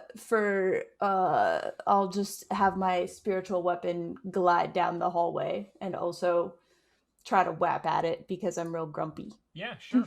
Go for it. Give it a whap. All right, and then that will be the end of my turn. So hold on a second. That is a 7 to hit though, so probably doesn't. That does not hit. Okay, that's my turn. And you can see at the end of that stretch of catwalk, there is a stairwell that goes up. Ah. All right. It is one of the turnt turns. He's gonna just continue to try and find a place to run and hide. He's dead. He's dead. Rhys, you're up. There is one living. Oh, you're paralyzed. Can I move my spiritual weapon and attack with it while I'm paralyzed? You are incapacitated. So, no. You are incapacitated for a But I have such a strong bond with this spiritual weapon that I've cast for the first time. But you are you can repeat the saving throw at the end of your turn, though. Sure, at disadvantage? Still, yes, because you can still smell the one that you're Okay. within 5 feet of. That sounds great, and it's con, right? Yeah. Okay. Oh, that's a big 5. Okay, you remain paralyzed. Sick. That All is right. some. My God. That's some stank ass gas. Okay. Right, you really need to level up your fart smell. Ahzyris. That's your uncommon item, the bag of farts. Yeah. It's just Ahzyris, there are 2 dead ghasts at the floor. Rhys is frozen in place and unable to move. There is a living ghast within melee reach of both he and Maple. Cloud has moved down to the edge of the catwalk. What would you like to do? Ahzyris is going to kind of like, until he can get a good shot, and he is going to point his finger and send 2 beams of Eldritch Blast at it. Okay. So the stairwell darkens as he casts, and whop, whop. 18 and 15 to hit. Both hits. Wahoo. I am occasionally a competent caster, I say as I roll 1 force damage and 9 force damage, so 10 entire damage. Okay. Wow. I know, I'm the real big, like, I do the damage here. Good job, bud. More than Rhys did this turn. Oh my god. Or it's on the floor. Only a 60-point difference between that and the damage that Maple did in one roll. Only 60 points. Oh wow. You know, All right. I are you mean, gonna she remain only where has a you're little at? way to catch up. Are you gonna remain where you're at? He will head a little bit further up the stairs, but not push past Fenn. Okay, you guys are both kind of So- at the top of the stairs. Okay, then yeah, but not he's pushing further Never into mind. space. staying where he is Cool. because he's a caster and he likes to stay at the back. Understandable. Woo. All right, so other turn Ghast is continuing to find a corner to hide in as best as it can, getting away from Grumpy Cat. That guy's dead. Maple, you're up. There is a Ghast standing next to a paralyzed Rhys. Come on, try and catch up with me. Okay. That's a 15 to hit with all of my bonuses to try to just slash at this thing that is absolutely wrecking Rhys. 15 hits. Okay. And my second one probably did not hit with a 9. A 9 does not hit. Cool. All right. Oh, but that's good. 28 damage still. Only hitting once. Okay, and That's max damage for me. he crumples to the floor, Yes. out of commission. Can I reach with my 40 feet one of the other ones that's around the corner? 20 would get you there. Yes. Nice. Then I would like to make my Great Weapon Master attack against one of them. Hot. Okay, that's 17 to hit. All right, that connects. Nice. Okay. And then we'll go ahead and swing our axe for 19 against that one. Okay. All right, he takes a pretty good whack. Does that end your turn? Because they are turned, yes. All right. Fenn, you are up. There is not a unliving Ghast in sight of you. Okay. Seeing Maple take off, Finn's gonna follow after right there. All right. And then seeing there's 2 gas, can he target either of them? Sure. Take a pick.